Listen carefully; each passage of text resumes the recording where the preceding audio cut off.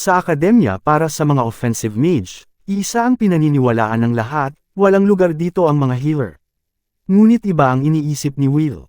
Si Will ang pinakamahusay na healer na kilala, pero nag-enroll pa rin siya sa akademyang ito.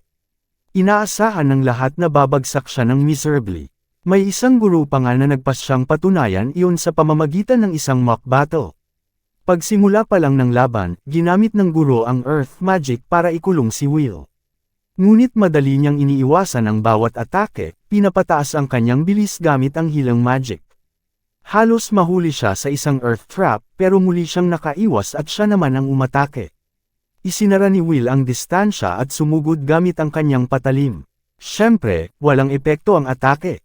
Binalutan ng guro ang sarili niya ng hindi mapasok na Earth Armor, kampanting iniisip na ang isang mahinang healer na walang offensive magic ay walang magagawa laban sa kanya.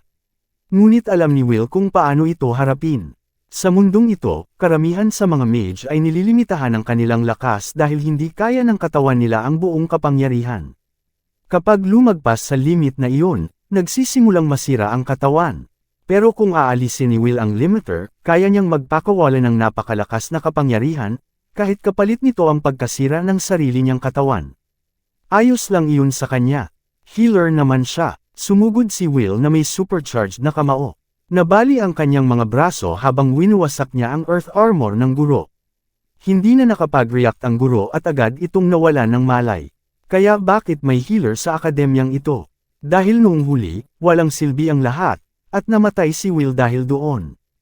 Ito ang nangyari noon. Aakalang kapag mahusay ka sa trabaho mo, makukuha mo ang respeto ng mga nakakataas sa'yo. Pero hindi ganoon ang nangyari kay Will. Sa halip na papuri, literal siyang sinaksak ng kanyang superior, dahil lang sa sobrang galing niya sa ginagawa niya. Si Will ay isang ordinaryong binata na may pambihirang kakayahan sa pagpapagaling, isang kapangyarihang nag-iisa lamang sa buong mundo. Kaya niyang pagalingin kahit ang pinakakakilakilabot na sugat na parang biro lang. Nawalan ng braso, walang problema, kaya niya itong ibalik mula sa tuod sa loob lamang ng ilang segundo. Sa kasalukuyan, nagsisilbi siya kasama ang mga huling natitirang sundalo sa front lines, na lumalaban sa isang hukbong demonyo na pinamumunuan ng mga Demon Lord, ang mismong mga puwersang Samire sa kaharian ng Grand Ball. Ang mga sundalo ay lumalaban ng buong tapang, ginagawa ang lahat para pigilan ang mga demonyong matagal nang winasak ang natitirang bahagi ng mundo. Si Will naman ay walang karanasan sa labanan, kaya't inatasan siyang magpagaling ng mga sugatan, hinihila sila pabalik mula sa bingit ng kamatayan. Ngunit sa totoo lang, walang laban ang mga mortal laban sa mga nakakatakot na nilalang na nagmula mismo sa kailaliman ng impyerno. Kaya paulit-ulit na bumabalik ang mga sundalo na kulang-kulang ang mga paa o kamay, at patuloy silang ginagamot ni Will ng walang reklamo. Kalaunan, napagod na ang mga sundalo sa walang katapusang laban, sa paulit-ulit na pagkakasugat at pagbabalik sa digmaan. Tinanggap na nila ang malupit na katotohanan, wala na silang pag-asa. Mas gugustuhin pa nilang mamatay na lang sa labanan kaysa ipagpatuloy pa ang paghihirap. At iyon mismo ang dahilan. Sinaksak si Will ng sarili niyang kapitan. Naniniwala ang kapitan na hindi nauunawaan ni Will ang sakit at sindik na dinaranas ng mga sundalo sa tuwing napipilitan silang bumalik sa larangan ng digmaan. Sa huli, iniwan ng mga nawawalan na ng pag-asa na sundalo ang defensive line, dahilan upang makapasok ang mga higanteng halimaw at simulang wasakin ang mga natitirang bahagi ng kaharian. Walang magawa si Will habang isa-isang namamatay ang lahat sa harap ng kanyang mga mata, habang unti-unting gumuho ang tahanan niyang minamahal. Napatitig siya sa napakalaking dragon, at doon niya tuluyang naunawaan ang uri ng bangungot na matagal nang pinagdadaanan ng mga sundalo. Sa sandaling iyon, ang itinuturing niyang pinakamalakas na kakayahan ay naging pinakamabigat niyang pagsisisi. Kung nagkaroon lang sana siya ng lakas para lumaban sa mismong battlefield, sana'y naprotektahan niya ang mga taong nasa paligid niya. Dahil sa nag-aapoy na pagnanais na ipagtanggol ang kanyang kaharian gamit ang sarili niyang dalawang kamay, dinampot ni Will ang isang maliit na bato mula sa lupa at sumugod patungo sa dragon. Ngunit ang katawa-tawang tangkang labanan ng isang makapangyarihang dragon gamit lamang ang isang bato ay nauwi sa kanyang kamatayan. Ngunit gaya ng inaasahan, nagising siya halos 5 taon sa nakaraan, sa panahong hindi pa niya nakukuha ang titulong World's Greatest Healer, isang titulong kalaunan ay kinamuhian niya. Buong determinasyon na huwag nang ulitin ang mga pagsisisi ng nakaraan, nagpasya si Will na mag-enroll sa isang akademyang dalubhasa sa offensive magic, sa halip na healing. Ang una niyang pinili ay ang Schwartz Academy, isang paaralang nakatuon lamang sa sining ng pakikipaglaban sa mundong ito. Sa mundong ito, hindi maaaring magsabay ang sining ng pagpapagaling at ang sining ng offensive magic. Pinipilit ang mga batang mage na pumili ng iisang propesyon lamang. Ngunit pinili ni Will na baliin ang hindi binibigkas na patakarang ito at makamit ang bagay na nabigo siyang gawin sa nakaraan. Plano niyang gamitin ang kaalaman mula sa dati niyang buhay upang hubugin ang sarili, hindi lamang bilang isang healer, kundi bilang isang mandirigmang kayang lumaban mag-isa. Para magsimula, kailangan niyang makapasok sa isa sa pinaka-prestihiyosong akademyang mayroon ang mundong ito, ang Schwartz Academy. Pinaniniwala ang kayang hubugin ng akademyang ito ang mga batang may talento upang maging mga first-class offensive magic wielder. Bukod pa roon, ang pinakamahuhusay na battle mage na nakilala ni Will sa dati niyang buhay ay nagtapos din sa akademyang ito. Ngunit may isang malaking problema, healing mage si Will. Kaya't ang pagpasok sa Schwartz Academy ay hindi magiging madali. Kadalasan, gumagastos ng napakalaking halaga ang mga maharlika para lang maipasok ang kanilang mga anak sa akademyang ito. Samantalang si Will ay walang pera. Kahit magsimula pa siyang kumita gamit ang kanyang kakayahan sa pagpapagaling, hindi pa rin siya makakaipon ng sapat bago dumating ang deadline ng enrollment. Habang iniisip ni Will ang kanyang mabigat na kalagayan, biglang pumasok sa silid ang kanyang kapatid na babae. Nang makita niya itong buhay at maayos, agad namuo ang luha sa kanyang mga mata. Napansin iyon ng kapatid niya at inakala nitong sumasakit lang ang tiyan ni Will kaya siya napapaiyak ng ganoon. Mabilis niyang pinunasan ang luha at nagkunwaring may pumasok lang sa mata niya. Ngunit sa loob-loob niya, halos hindi niya mapigilan ang matinding saya sa muling pagkakita sa kanyang kapatid na buhay. Nangako siya sa sarili na sa pagkakataong ito, paprotektahan niya ito mula sa trahedyang dating kumitil sa buhay nito. At hindi lang siya, sisiguraduhin niyang mapoprotektahan niya ang lahat ng mga taong nabigo niyang iligtas noon. Bigla, may sumiklab na ideya sa kanyang isipan. Mukhang natukoy na niya ang susunod niyang hakbang. Ngunit bago magpatuloy, kailangan munang unawain ang kaunting konteksto tungkol sa Magic Academy Federation. Isa itong organisasyon na nangangasiwa sa lahat ng Magic Academy sa loob ng kaharian, na responsable sa mga patakaran at kurikulum ng lahat ng edukasyong pangmahika. Sa panahong ito, ang chairman ng federation ay siya, ring principal ng Schwartz Academy. Ngunit sa hindi malamang dahilan, tuluyan itong pinabayaan ang pamamahala sa federation. Di nagtagal, lumitaw rin ang dahilan, ang may sakit niyang apo na si Marie. At ang mapagmahal na lolo na ito ay nagngangalang Arnold Goldran. Siya ang chairman ng Magic Academy Federation at siya rin ang principal ng Schwartz Academy. Nangako ang matandang ito sa kanyang apo na hahanap siya ng isang mahusay na healing magician na makakapagpalaya rito mula sa matinding paghihirap. Ngunit sa nakaraang buhay ni Will, namatay ang kanyang apo dahil nabigo ang chairman na makahanap ng sapat na magaling na magician sa tamang oras. At iyon mismo ang dahilan kung bakit palihim na pumasok si Will sa silid ng apo ng chairman. Nagkataon namang naroon na rin ang matanda, kaya hindi na kinailangan pang magpakilala ni Will. Kilala na ng chairman ng scholarship student na nagmula sa Highleg. Pagkatapos ng lahat, si Will ay tanyag sa buong kaharian dahil sa pambihirang talento niya sa healing magic. Dahil dito, hindi maiwasang maramdaman ng chairman na hindi nararapat para sa isang taong kasing husay ni Will ang kumilos na parang magnanakaw. Sa loob-loob ni Will, aminado siyang may punto ito. Kung hindi dahil sa karanasan niya sa nakaraang buhay, hindi niya kailanman lalabagan ang personal na espasyo ng iba. Ngunit sa ngayon, hindi na sila maaaring mag-aksaya ng oras sa mga formalidad. Kailangan niyang makapasok dahil siya lamang ang may kakayahang pagalingin ang dalaga.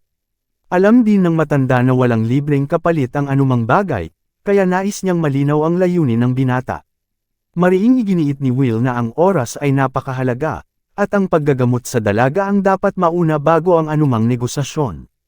Kalaunan, ibinigay ng matanda ang pahintulot na kailangan ni Will. Umupo siya sa tabi ng kama, handang gamutin ang sakit ng dalaga. Ngunit napansin niya ang matalim na titig ng chairman, tila sinusuri ang kanyang kaluluwa. Para bang malinaw ang mensahe, isang maling galaw lang, at doon na magtatapos ang lahat para kay Will. Huminga siya ng malalim, sinikap na huwag magkamali, at sinimulan ang kanyang hilang magic. Habang ginagamit niya ang mahika, napagtanto niyang mas maliit na ngayon ang kanyang mana pool kumpara sa dati niyang buhay.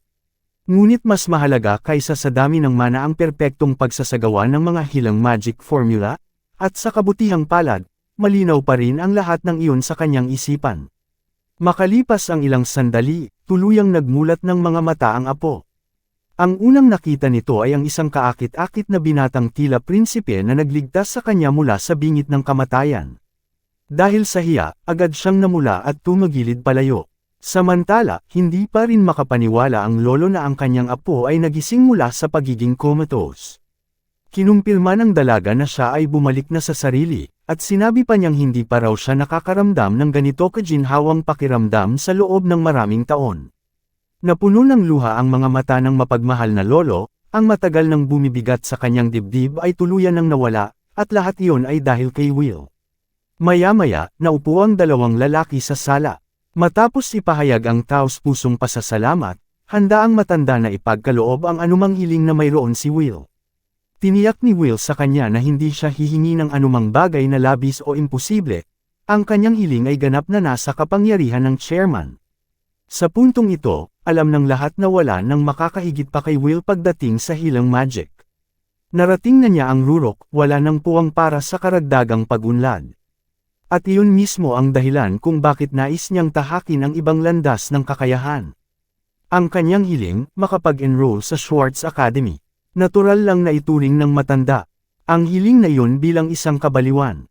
Ang talikuran ng likas mong talento para subukan ang isang bagay na ganap na hindi pamilyar ay tunay na kakaiba. Ngunit dahil naibigay na niya ang kanyang pangako, handa niya itong tuparin. Nakipagkamay siya sa binata, na nangangakong tutuperin ang kanilang napagkasunduan. Sa isang sulok ng akademya, isang guro na may tila lasong ugali ang nagre-repaso ng enrollment profile ni Will. Para sa kanya, napaka-bold ng naging desisyon ng chairman, ang ipasok ang isang hilang mage na walang kahit kititing na offensive skill sa isang paaralang nakatuon lamang sa labanan. Dumating kalaunan ang araw ng entrance ceremony, at nagtipon ng mga bagong estudyante sa assembly hall ng akademya. Sa itaas ng entablado, naroon ang chairman, abala sa pagpupuri at pagpapakilala sa kanyang institusyon. Ang Schwartz Academy ay isang fully residential school na dalubhasa sa offensive magic, na may sarili at natatanging kurikulum. Ang malawak nitong campus ay may maraming training grounds. Mas lalo pang humahanga ang lahat dahil sa mga advanced research facilities at sa napakalaking aklatan, dahilan upang maging isa ito sa pinakamaimpluwensyang akademya. Hindi rin nagtatapos sa loob ng paaralan ang impluwensya ng mga nagtapos dito. Aktibo ang mga graduates kahit sa labas ng akademya, kaya posible silang makatanggap ng iba't ibang uri ng suporta mula sa kaharian. Kung pagbubuudan, wala nang ibang institusyon na makakapantay sa kapaligirang inaalok ng Schwartz Academy para sa masusing pag-aaral ng sining ng offensive magic. Huwag kalimutan na si Will ay isa lamang simpleng healer na nag-enroll sa akademyang ito, isang bagay na hindi pa kailanman nangyari noon. Kaya malinaw na ang landas na tatahakin niya ay pawn ng tinek. Gayunpaman, handa si Will na harapin ang anumang pagsubok, basta't makamit lamang niya ang pagiging offensive mage na ninanais niya. Ngunit madalas, malayo ang realidad sa inaasahan. Dumating ang unang klase matapos ang entrance ceremony, at makikitang pawis na pawis si Will sa kaba. Inutusan siyang tamaan ng isang target gamit ang fire magic spell. Kahit papaano ay nagawa niyang buhayin ang apoy, ngunit agad din itong namatay sa mismong sandaling lumitaw, at hindi ito ang unang beses na nangyari. Mas lalo pang lumala ang sitwasyon dahil ang kanyang guro ay isang basurang tao na ginamit ang kahinaan ni Will para siya'y maliitin at pahirapan. Pinayagan lamang si Will na makapasok sa klase kung matagumpay niyang matatamaan ang training dummy. Hanggang sa magawa niya iyon, napilitan siyang magpatuloy sa walang tigil na ensayo sa training ground sa kabilang bahagi ng gusali. Mariing iginiit ni Will na kahit man lang ay turuan siya ng guro ng tamang paraan, dahil kung hindi, hinding-hindi niya matututunan ang mahika ng maayos. Mula pa lang sa simula, malinaw na may matinding galit ang partikular na gurong iyon kay Will. Para sa kanya, Isang pag-aaksaya ng oras ang turuan ng isang healer, hindi raw ito sulit na puhunan.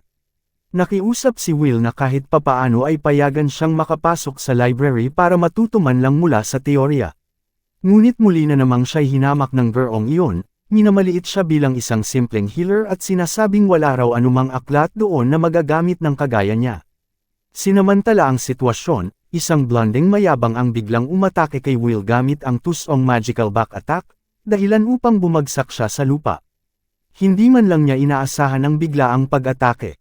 Ngunit para sa bully, isa lang iyon sa mas maraming dahilan para abusuhin ang healer dahil sa tingin niya'y napakahina nito. Ipinagmayabang nito ang mataas na offensive rank ng akademya, sinasabing walang lugar ang mga mahihinang healer tulad ni Will at mas mabuti pang umalis na lang sila dahil sa kapal ng mukhang mag-enroll pa. Sa unang pagkakataon, nasaksihan kung paanong mismong guro ay nakisama pa sa pang-aapi ng estudyante, kasama ang bully. Pinagtulungan nila si Will, tinrato siya na parang pinakamababang basura sa kanilang paningin. Nang gabing iyon, makikitang pagod na pagod si Will habang nakaupo sa isang bangko. Sa ngayon, nauwi sa wala ang lahat ng pagsisikap niyang matutunan ng offensive magic. Alam niyang magiging napakahirap nito, lalo na dahil sa malaking pagkakaiba ng hilang at offensive magic. Magkaiba ang pinagkukunan ng enerhiya ng dalawang ito. Ang mana ay kapangyarihan ng isipan, ang sukdulang sandata ng isang mage, na pinapagana sa pamamagitan ng mga formula. Ang mana ay kumikilos ayon sa kagustuhan ng caster. Kapag ginamit ang mana para sa pagsabog o apoy, nagiging offensive magic ito. Samantala, ang mga healer ay may kalmadong mana. Dito pumapasok ang Schwartz Academy, sila ang pinakamahusay sa pagpapalago ng mga offensive mage. Kaya kailangan may paraan para mapino ni Will ang kanyang dynamic mana. Matibay ang paniniwala ni Will na kaya niyang manipulahin ang kanyang mana upang may convert ang static mana sa dynamic mana. Ang pinakamalaking hadlang sa kanya ay hindi pa siya makapasok sa klase dahil sa girong masungit at mapang-api. Hindi sumusuko si Will. Umaasa siyang makatagpo muli ang isang tao na tumulong sa kanya sa nakaraang buhay. Dahil lamang sa taong iyon, maaaring sulit ang hirap ng kanyang desisyon na pumasok sa akademya. Ngunit hindi niya maaaring ipagpatuloy ng bulag ang kanyang plano, kaya nag-iisip siya ng iba pang paraan. Bigla, isang pamilyar na tinig ang humarap sa kanya, nagtatanong kung bakit siya palaging labas ng gabi. Nang tumingin si Will sa kaakit-akit na anyo ng taong iyon, nakita niya si Veronica, isang napakahusay na mandirigma na nakipaglaban sa kanya noon. Isa siya sa pinakamataas na antas ng offensive mage na nakilala ni Will, at sa huli, kinailangan niyang pagdalamhati sa pagkawalan nito sa malupit na digmaan. Sa kabutihang palad, buhay pa si Veronica sa timeline na ito. Ngunit bago pa man sila makapag-usap, bigla niyang inilabas ang parehong espada na kayang hatiin ng kahit ano. Ang babaeng ito ay parang female Gojo na may kakayahan ni Sukuna. Ang pagtutok niya ng espada kay Will ay hindi gaanong kaaya-aya, ngunit lumalabas na naghahanap siya ng isang kainahinalang estudyante sa buong campus, kaya naisip niyang baka si Will ang naturang estudyante. Agad namang nilinaw ni Will na hindi siya iyon, dahil kung sakaling swingan siya ng espada, kailangan niyang dumaan muli sa isa pang isekai regression mula kay Truck-kun. Naniniwala si Veronica sa kanya, na nagdulot ng kaunting ginhawa kay Will. Tinanong niya kung talaga bang si Veronica ang kausap niya, ngunit na-offend ang babae sa pagiging pamilyar ni Will sa pagtawag sa mga guro, dahilan upang mahihiya at magulat siya. Alam niyang mas matanda siya sa kanya sa nakaraang buhay, ngunit hindi ganoon kalaki ang agwat.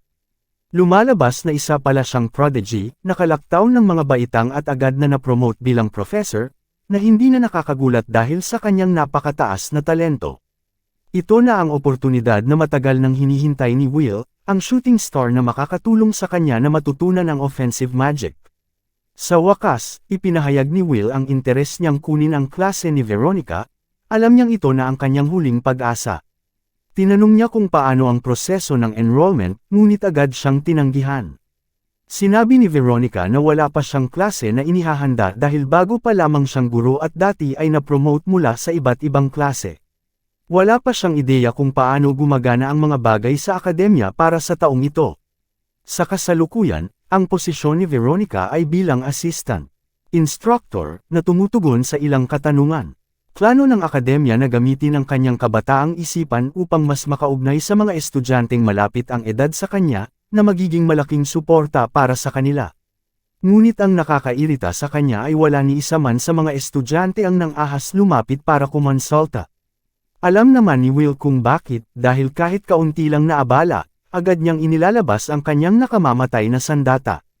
Para kay Will, ito ay isang perpektong pagkakataon. Hindi na niya kailangan pang kumuha ng klase mula kay Veronica, pwede na niyang gamitin ito para turuan siya ng pribado.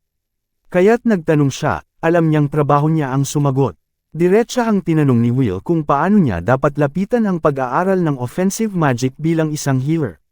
Mula sa kanyang mga salita, agad na naunawaan ni Veronica na hindi ito ordinaryong estudyante. Naramdaman niya ang kakaibang komposisyon ng mana ni Will at naalala niya na siya ang kilalang freshman na pumasok sa Schwartz Academy. Sa lahat ng taon niya, inamin niyang hindi pa niya nakita ang isang karaniwang healer na sumusubok matutunan ang offensive magic. Ang magandang balita sa Schwartz ay mayroong paraan ng akademya upang linangin ang tinatawag na dynamic mana, isang pundasyon na naniniwala si Will na magiging perpektong simula para sa kanya. Nang kumpirmahin ni Veronica ang pagkakaroon nito, natuwa si Will sa ideya na may posibilidad siyang matutunan ang offensive magic, ngunit may isang malaking problema, diretsyong sinabi ni Veronica na kahit sa pamamaraang iyon, hindi pa rin siya matututo. Talagang nabigla si Will nang ipaliwanag ni Veronica na sobra na raw ang static mana niya. Ibig sabihin, kahit subukan niyang linangin ang dynamic mana mula sa simula, karamihan nito ay magiging static mana at matutunaw lang. At kung susubukan niyang gumawa ng dynamic mana gamit ang ibang paraan, ang paghahalo ng dalawang uri ng mana ay magiging imposible para sa kanya na gumamit ng anumang offensive magic. Lumamlam ang realidad, nagpalit siya ng akademya, at ngayon napagtanto niya na literal na walang paraan para sa isang ordinaryong healer na matutunan ang offensive magic. Nagsimula na siyang magsisi na sana ay may natanggap siyang instruction manual nang ireklamo siya ni Truck-kun sa regression. Pero hindi pa rin sumusuko si Will. Kahit pa kailangan niyang maging Einstein ng kanyang henerasyon para makalikha ng bagong paraan, determinado siyang subukan. Nagpasalamat siya kay Veronica at handa nang umalis, ngunit bigla siyang pinigilan nito. Ipinagpatuloy ng babae ang paliwanag, sinasabing tama na hindi makagamit ng offensive magic ang mga healer, ngunit may isang caveat, isang kondisyon na pwede palang payagan ang isang healer na maging offensive mage. Tuluyan siyang nalito. Kahit si Will ay hindi kayang unawain ang loika nito. Ipinakita ni Veronica ang kanyang punto sa pamamagitan ng pagpapakita ng kanyang espesyal na inukit na bakal na espada, isang sandata na kayang hiwain at talunin ang kalaban. Pagkatapos, tinuro niya ang bangkong kahoy na katabi nila, na karaniwang ginagamit lamang sa pag-upo. Sa madaling sabi, sinasabi ng smooth brain professor na ang tubig ay basa at ang sahig ay gawa sa sahig. Ngunit narito ang twist, pinulot niya ang bangko at ipinaliwanag na kahit gamitin niya ito para bugbugin ang isang tao, magiging sandata pa rin ito. Nakakatawang isipin, si Will ay nagtaka kung paano nga ba kayang buhatin ng muscle mummy na ito ang mabigat na bangko gamit ang tila payat niyang mga braso. Ang pamamaraan ni Veronica ay kahit ang isang bagay ay ginawa para sa ibang layunin, pwede mo itong gamitin ayon sa gusto mo. Upang ipakita ang kanyang punto, ginamit niya ang kanyang kamay sa pamamagitan ng pagpalo sa mukha ni Will. Nag-init ang mukha ni Will, isang wet dream para sa karamihan ng lalaki, hanggang sa huli ay pinadyak siya ng sobra sa kanyang mukha. Ipinapaliwanag ni Veronica na ginamit niya ang kamay para sa dalawang layunin, at kahit sobra ang tindi ng palo, nananatiling pareho ang aral, parehong bagay, iba ang gamit. Nagbukas na ng ganap ang mata ni Will. Nagsimula siyang magtanong sa sarili kung pwede niyang gamitin ang healing magic bilang offensive. Sa buong panahon, hindi niya pa naiisip ang ideyang iyon. Ang mismong dahilan kung bakit nagtatalo ang dalawang grupo ng mage ay dahil sa pagkakaiba ng uri ng mana na kanilang ginagamit. Ngunit sa mata ni Veronica, kakaiba ang batang ito. Para sa kanya, isa na siyang malaking hakbang ang pag-enroll sa isang academy ng offensive magic. At pati ang kanyang mana ay nagpapakita na hindi siya purong healer. Ito ay isang obserbasyon na hindi man lang napansin ni Will sa kanyang sarili, na nagdulot sa kanya ng pag-iisip kung ito ba ay isa sa mga kakayahang ibinigay sa kanya ni Truck-kun. Itinutok ni Veronica ang kanyang espada sa leeg ni Will at inutusan siyang maging mulat sa sarili at sindihan ang agresibong damdamin sa kanyang kaluluwa. Kapag nagawa niya iyon, magiging unstoppable siya at mawawasak ang sinumang haadlang sa kanyang landas. Dumating ang susunod na araw, at si Will ay nagmumuni-muni pa rin sa usapan nila kahapon. Gumamit si Veronica ng maraming halimbawa para ipakita ang kanyang punto, at nakakamangha kay Will na wala siyang anumang pagpuna sa karaniwang healers. Bukod dito, kaya pa niyang gumawa ng teorya sa lugar na may katuturan, na nagpapaisip kay Will na malamang ginagamit mismo ni Veronica ang parehong pamamaraan. Ngunit naputol ang kanyang palaisipan ng may instructor na bastos na tumawag sa kanya bilang healer. Espesyal ang klase ngayong araw dahil magkakaroon ng sunod-sunod na one-on-one battles. Kaya pwede siyang makilahok kasama ng iba, ngunit ang paggamit ng offensive magic ay sariling problema niyang haharapin. Ang masungit na guru rin ang nag-finalize ng mga pairing, at walang duda, ipinaraise siya kay Alpas, ang blondeng mayabang mula noong nakaraang araw. Hindi nasasabik si Will sa laban na ito dahil si Alpas ay galing sa isang kilalang Noble Academy at may buong suporta ng kanilang pamilya. Isa siyang trust fund kid, ngunit higit pa riyan, isang malakas na offensive mage. Inaasahan na ni Alpas ang tagumpay at sinimulan ng insultuhan si Will, na nagtatanong kung tatakbo ba siya pabalik sa mommy pagkatapos matalo. Pinipilit ni Will na huwag magpadala sa galit ng imbesel na ito. Kahit pa siya ay galing sa hinaharap at alam niyang laban ito sa isang bata, nakakainis pa rin ito sa kanya. Ang magandang balita, gusto ni Will subukan ang teorya ni Veronica sa aksyon. Ipinakita niya ang interes sa laban at humingi ng atensyon ng professor, tumanggi ring sumuko. Nagbahagi siya na wala siyang talent sa offensive magic, kaya magiging sayang lang ang laban kung susuko siya. Dahil dito, itinaas ang pusta. Diretsyong sinabi ni Will na aalis siya sa Schwartz Academy kung matatalo siya sa laban na ito. Labis na natuwa ang professor sa narinig niyang mga salita. Ngunit sa kabilang banda, kung manalo si Will, papayagan siyang kumuha ng regular na klase. Isang nakasasakit na alok ito para kay Alpas, ngunit sobrang mayabang ang bata kaya natatawa siya ng malakas, sinasabing katawa-tawa ang ideya ng tagumpay ni Will. Iniisip pa niya na nagdedelulo lang si Will sa kanyang Mega Kopong Island, na walang kahit kaunting tsansang manalo. Napagod na ang instructor sa kanilang palitan at tinanggap ang alok, inutusan ng parehong kalahok na pamwesto. Ipinakita niya ang senadorya sa pagsisimula ng laban. Kalma naman na inactivate ni Alpas ang kanyang offensive magic at nagpakita ng napakaraming radiating daggers. Ito ang kanyang specialty na tinatawag na knife creation magic. Sa madaling salita, para siyang Walmart Gilgamesh na may micro-birdie, at ang mga espada ang kanyang sandata, ibinabato lahat sa direksyon ni Will.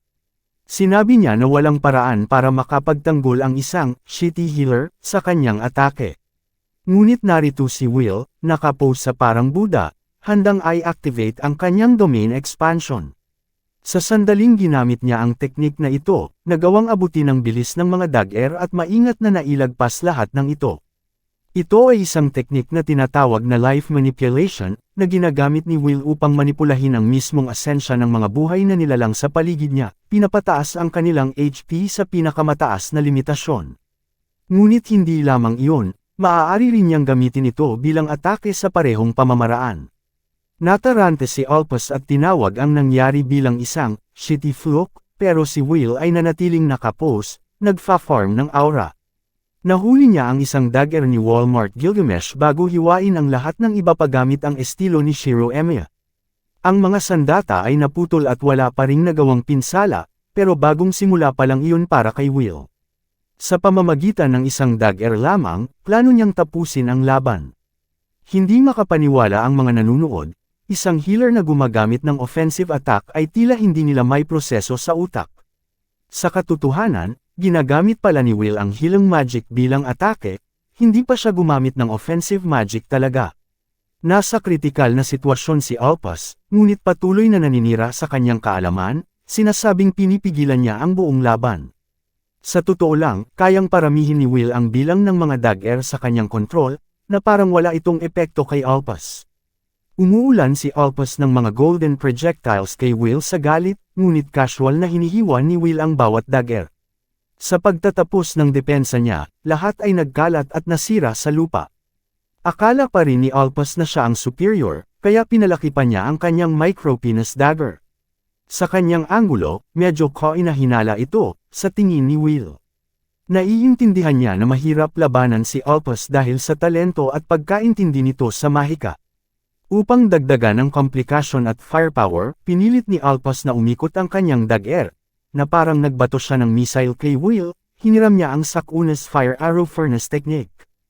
Pero na-block din ito ni Will. Wala nang maisasantang teknik si Alpas mula sa ibang palabas, kaya nagngangalit siya at sumigaw sa frustration. Samantala, naiisip ni Will na dapat unti-unting dagdagan ang kanyang lakas. Ang matinding projectile ay madaling na-deflect, na labis na ikinagulat ni Alpas. Bago pa makagawa ng iba pang galaw si Alpas, teleport si Will sa likod niya gamit ang teknik ni Goku na instant transmission, at nangakong hihiliin siya pagkatapos nito. Diretso siyang sumugod para tapusin ang laban, ngunit biglang nakialam ang instructor at nagcast ng malaking earth wall sa pagitan nila. Akala ng instructor, tapos na ang laban, kaya inutusan niyang lumayo ang dalawa para sa susunod na pares. Ang pagkatalo ay nakababagsak para sa mayabang na noble, ngunit si Will ay masayang-masaya, makakakuha na siya ng regular na klase mula ngayon, na labis na ikinainis ng masungit na instructor. Matapos nito, agad na umalis si Will, nagmumuni-muni sa kanyang karanasan sa laban. Sa wakas, nakalikha siya ng sariling bersyon ng offensive magic, sapat na malakas para talunin ang isang mahusay na mage, lahat ito ay dahil sa gabay ni Veronica. Samantala, ang talunan na si Alpas ay tinulungan ng instructor. Humiling si Alpas na huwag ipaalam sa kanyang ama ang nangyari sa laban, parehong D1 Reddit haters na ayaw tanggapin ang pagkatalo. Sa susunod na eksena, makikita si Will sa classroom. Maaari na siyang kumuha ng klase at pagbutihin ang kanyang pagkaunawa sa attack magic.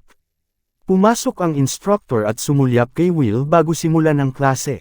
Sa ngayon, ang mga klase ay basic pa lamang, at halos isang homeroom teacher ang naghahandle sa lahat ng klase. Pinukaw ni Will ang kanyang interes sa klase ng magical tool creation, na naaalala niya sa Healing Academy na may katulad na konsepto. Ang aralin ngayong araw ay tungkol sa paggawa ng ice bombs, at ang instructor ang magbibigay ng mga materyales para sa mga estudyante na buuin at i-proseso. Naaalala ni Will na sa nakaraang buhay niya, hindi siya gumagawa ng sandata, kundi mga recovery items lamang. Ngunit sa Offensive Academy, inaasahan na siya ay lumikha ng sandata para sa labanan.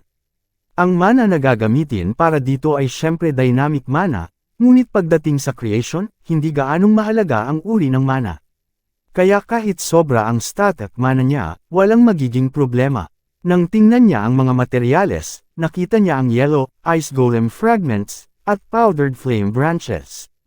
Sinunod niya ang instruction at hinalo ang fragment, ngunit biglang nangyari ang isang mabilis na pagbabago. Naihagis ni Will ang ice fragment sa pamamagitan ng body enhancement, na nagdulot sa fragment na sumabog at maglabas ng mga ice spikes. Nabighani si Will sa kanyang nagawa, ngunit para sa klase, isang malaking kawalang-galang ito. Sinabihan siya ng instructor at sinabi na ibabawas ang puntos niya sa grado. Tumawa naman ang mga bully, lalo na si Alpas, na nagpapakita na may lihim siyang pakana kasama ang teacher. Ang susunod na klase ni Will ay tungkol sa magical creatures, at nakakuha siya ng isang cute na salamander. Habang binibigyang diin ng instructor ang mga low-tier students na makinig ng mabuti, medyo hindi komportable si Will sa sobrang lapit sa isang magical creature. Ang maliit na murder machine na ito ay biglang naglabas ng kanan ng apoy, na sa realidad ay nai-imagine lang ni Will sa kanyang isip, ngunit nagdulot ito ng atensyon ng instructor, na kinuha ang kanyang mahal na pot. Hindi maganda ang takbo ng mga pangyayari, at unti-unti nang naiintindihan ni Will ang nangyayari, pinapayagan siyang sumali sa klase, pero talagang pinaparusahan siya sa bawat aralin. Ibig sabihin, hindi siya makakakuha ng maayos na kaalaman kung hindi siya kikilos sa kanyang sitwasyon. Mula sa malayo, may kakaibang estudyante na tila nakakaintindi sa doble standard na umiiral.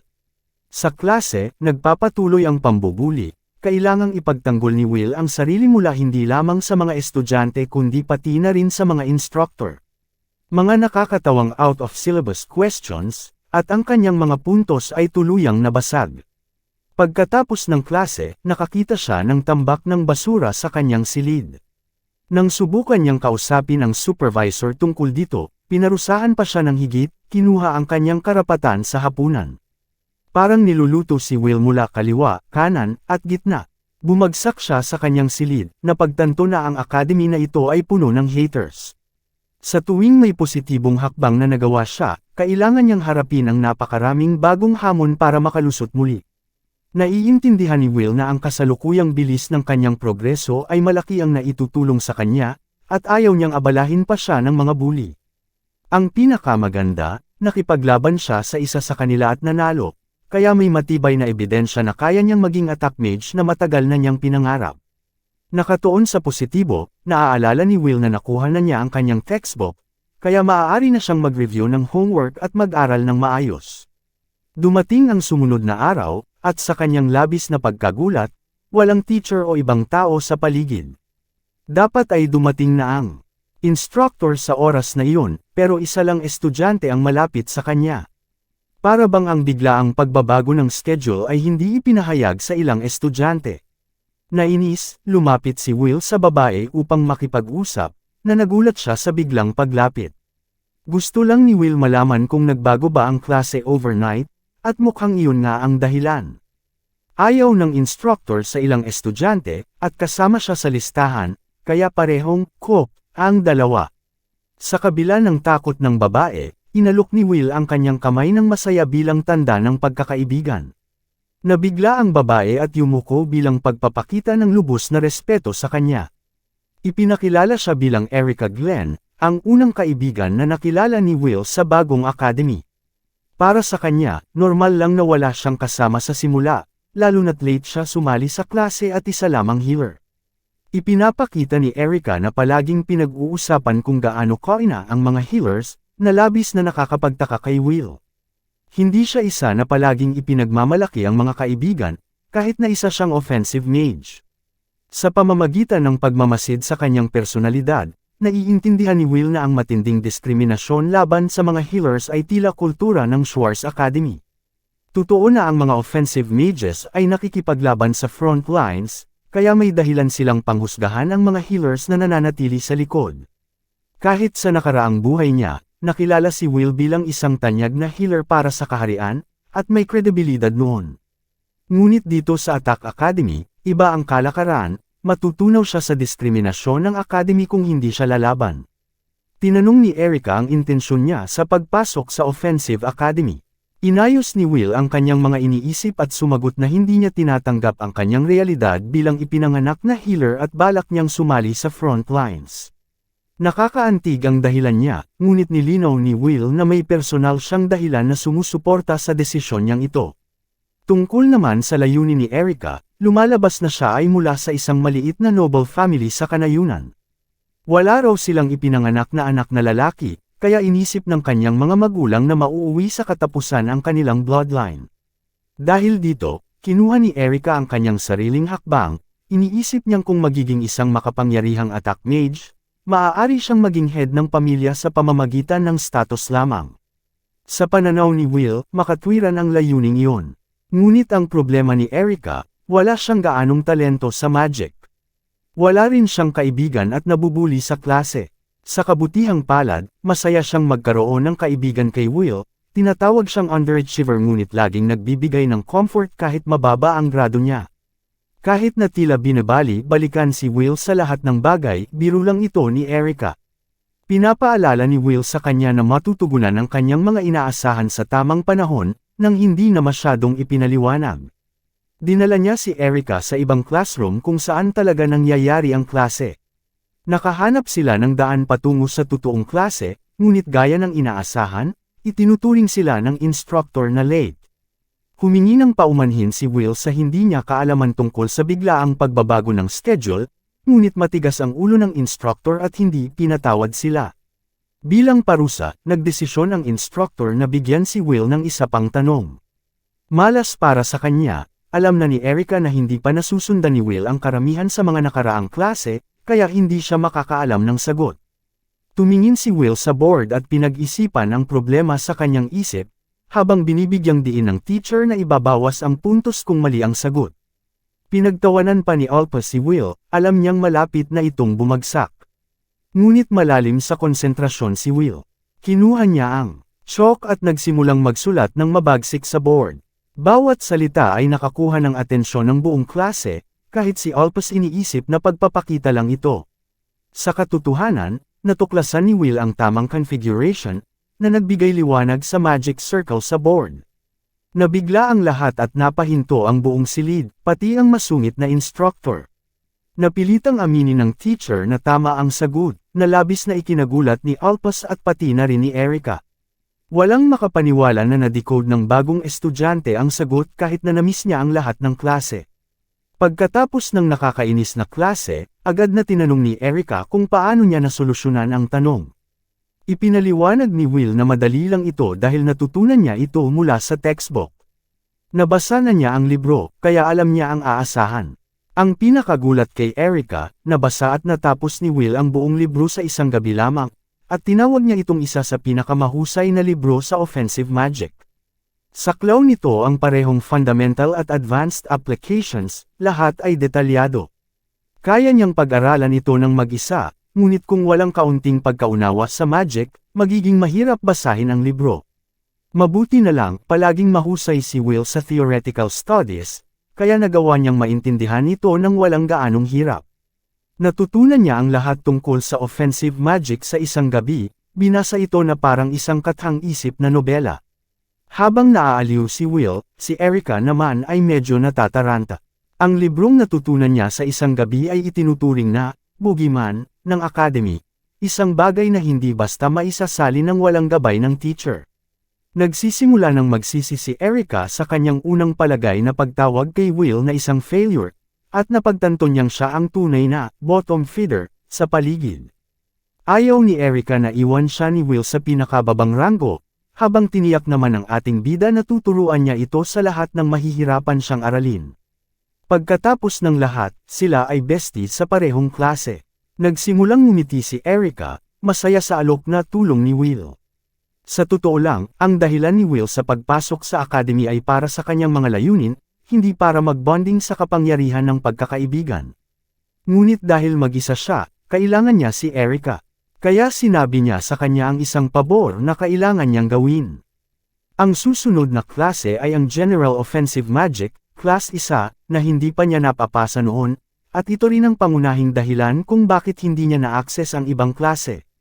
Inisip ni Erica na madali na dapat niyang malampasan ito ngayon na natalo niya si Olpus, ngunit iba ang realidad. Hindi talaga kayang gamitin ni Will ang General Offensive Magic tulad ng iba, ngunit may napakagandang ideya siya. Kailangan lamang ang tulong ni Erica para magtagumpay. Sa susunod na eksena, muling nagtipon ang mga estudyante sa training grounds. Sa offensive magic, may dalawang sangay, general at unique magic. Ang general magic ay tumutukoy sa mga spells na maayos ang pagkaka-formula, kaya madaling ma-access ng lahat. Sa pamamagitan ng mga formula at kaibahan sa kanilang karaniwang gamit, ang unique magic ay nakaukit sa loob ng isang gumagamit, tulad ng espesyal na knife creation magic ni Olpus. Kasama sa curriculum ng academy ang mga klase para sa parehong uri ng offensive magic upang mas mapino ng mga estudyante ang kanilang kakayahan. Sa katunayan, para kay Will, ang unique magic ang pinakamadaling paraan para makadalaw sa klase at magtagumpay. Sa kasamaang palad, nahihirapan siya sa general offensive magic, at alam ito ng kanyang teacher, kaya lubos niyang pinapakinabangan ang healer.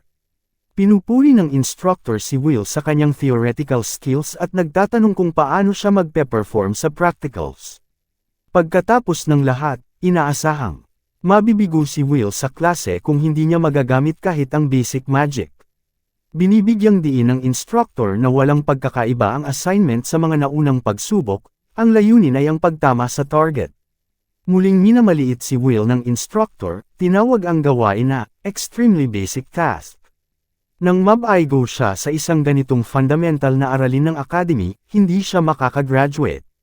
Habang kinokolekta ang kanyang mga iniisip, naaalala ng instructor kung paano ginamit ng bata ang healing magic sa offensive maneuvers, at kung paano pinapabuti ng healing magic ang pangkalahatang stats ng katawan, ngunit sa kasong ito, magkaiba ang sitwasyon.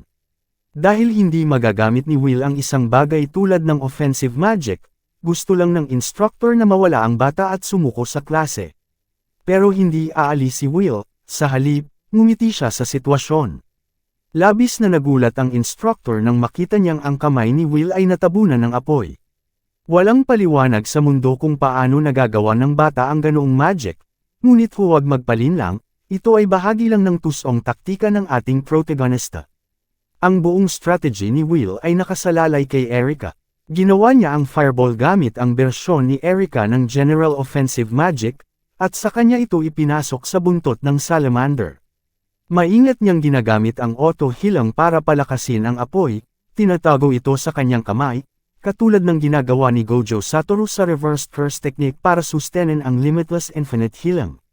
Sa puntong iyon, hihinto si Will sa paggamit ng hilang magic at ipapakita na parabang siya mismo ang nagmanifest ng fireball mula sa kanyang palad. Madali na ang susunod, tinututok niya ang fireball sa target at tumatama sa bullseye.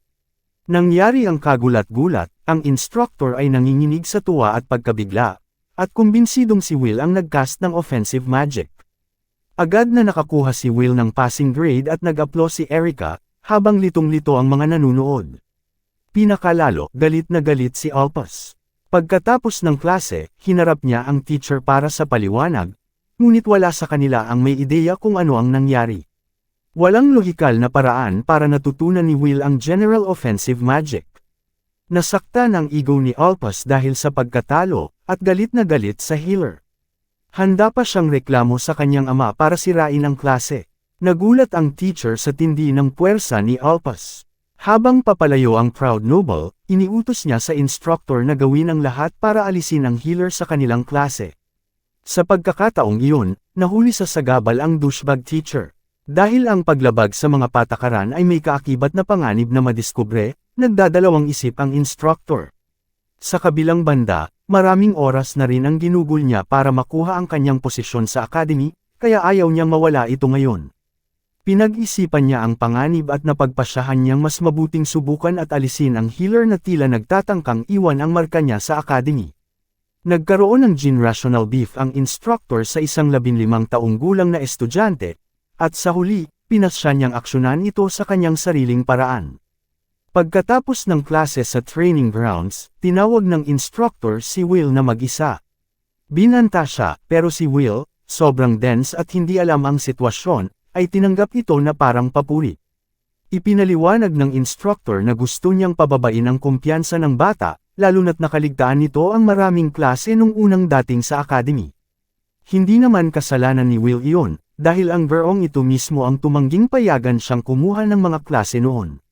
Nagpaliwanag si Will na natutunan na niya ang material sa pamamagitan ng kanyang mga kaibigan at sa self-study, kaya wala siyang dapat ikabahala.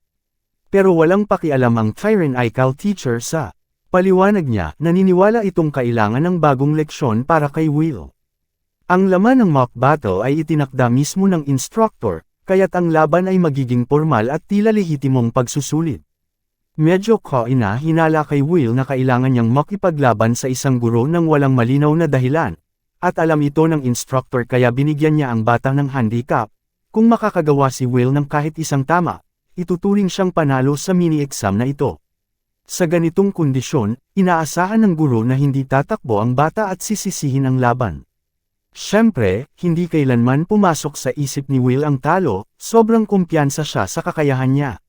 Sa kabilang banda, naiinip si Will habang iniintindi ang sitwasyon at pinag-iisipan kung paano aabutin ang tagumpay. Tinanggap niya ang kondisyon ng duel na ikinasiya ng instructor. Nagsimula ang laban kaagad, gumamit ang guro ng isang earth spell mula sa lupa.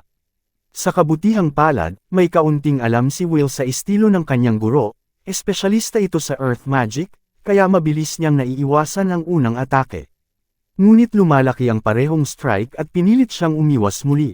Patuloy na binabato si Will ng sunod-sunod na atake, ngunit matagumpay siyang nakakaiwas sa bawat isa. Nililibak siya ng guro dahil sa walang humpay na pag-iwas, ngunit ang totoong problema ni Will ay ang paulit-ulit at napakalakas na earth magic na may malawak na saklaw, lubhang naiiba kumpara kay Albus. Ngunit hindi pa rin tapos si Will. Pinipilit niyang paliitin ang distansya at dumiretso sa kanyang guro, habang ang guro ay nagpapatuloy sa paggamit ng Earth Magic, bumubuo ng pader sa magkabilang panig at sinasara si Will, tila isang sandwich. Tila ito na ang kanyang tuluyang pagkatalo, hanggang sa makita ng guro ang kanyang estudyante na bumababa mula sa kalangitan. Ito na lamang ang tanging pagkakataon ni Will. Lumapag siya at tinamaan ang kanyang guro gamit ang daga, diretso sa ulo. Sa kasamaang palad, may matibay na armor ang guro na pumihil sa tama. Agad na iniiwasan ni Will ang susunod na atake, muling lumilikha ng distansya. Tinawag siya ng maliit na ahas na estudyante na kawawa at ipinakita ang kanyang makapangyarihang ironclad armor. Habang minamaliit siya ng guro dahil sa paggamit ng imitasyon ng General Offensive Magic, binabastos at hinahamak ang kumpiyansa ni Will sa ideya niyang maging isang attack mage. Ngunit matapang na ipinaalala ni Will sa guro na ang Healing Magic ang nagbigay sa kanya ng malalim na pag-unawa sa katawan ng tao. Dahil dito, naiintindihan niya na karamihan ng tao ay pinipigilan ang sarili upang hindi mapinsala ang sariling katawan, at kung lalampas sa limitasyon na iyon, sisira ang katawan. Itinuturing ng guro na insulto ito dahil parang nagtuturo si Will sa kanya. Ngunit simple lang ang punto ng bata, kung maaalis ang limiter ng katawan ng tao, maaaring makuha ang napakalaking lakas, kahit na magdulot ito ng pinsala sa katawan. Ang magandang balita para kay Will, isa siyang healer, kaya handa siyang sumubok tulad ni Azuko Midoriya, kahit na masisira ang kanyang mga braso sa proseso. Ang determinasyon ng bata ang tunay na nagulat sa guro. Habang kalmado at may kumpiyansang naglalakad si Will patungo sa kanyang guro na naniniwalang walang epekto ang kanyang cringe armor, inihanda niya ang kanyang suntok. Ang guro ay sumigaw ng malakas, ngunit hindi ito nakatulong, pinukol ni Will ang armor gamit ang kanyang kamao. Hindi lang niya nabasag ang armor, kundi naiwan pang masugatan ng mukha ng guro, halos katulad ng pinsalang natamo ni Jake Paul laban kay Anthony Joshua. Ipinaalala ni Will sa guro na hindi siya dapat magdikta ng kapalaran ng isang estudyante. Sa kanyang puso, naaalala niya ang gabay ni Veronica, ang tanging dahilan kung bakit nagawa niyang i-unlock ang ganitong napakalakas na lakas mula sa Healing Magic na taglay niya. Alam ni Will na kaya pa niyang lumakas ng husto, ngunit habang nag-iisip siya, bigla siyang tinutukan ng guro gamit ang isa pang Earth Column. Sa kabutihang palad, naiiwasan niya ito, ngunit hindi sapat para pabagalin ang galit ng guro. Hindi inaasahan ni Will na tatamaan siya ng ganitong panlilinlang, lalo na't natapos na niya ang kondisyon ng pagsusulit. Ngunit patuloy ang guro sa kanyang panloloko, sinasabing walang saksi na makakapagpatunay na nataman siya, kaya sa teknikal na paraan, walang Healing Mage ang nakatama sa kanya. Patuloy ang pagbuhos ng Earth Magic, at nagsisimula ng mapagod si Will sa walang awang pamamalakad ng guro. Salamat na lang sa pag-alis na niya ng limiters, nagawang mag-blitz si Will sa rocket speed at muling tumakbo papunta sa guro. Hindi na naproseso ng guro ang biglaang atake, handa na ang mabigat na kamao ni Will na gumuho sa guro sa pangalawang beses. Ang armor ay hindi nakatulong, at bago pa man matamaan ang guro, bigla itong huminto. Para bang tumigil ang mismong daloy ng oras. Sa wakas, sumalpok ang kamao ni Will sa mukha ng guro, nakahiya at nagdulot ng matinding sakit. Mas mabigat pa ang kahihiyan kaysa sa huling atake, hindi na makakatakbo o makakasigaw ang guro upang iligtas ang sarili. Talagang nakakatawa ang eksenang ito dahil ang isang suntok ni Will ay kumalat sa halos 50 panels. Sa wakas, pinilit ni Will ang buong lakas niya at pinabagsak ang guro, na nagtama sa lupa ng malakas. Sa lahat ng ito, ginagamit pa rin ni Will ang isa sa kanyang mga healer tricks.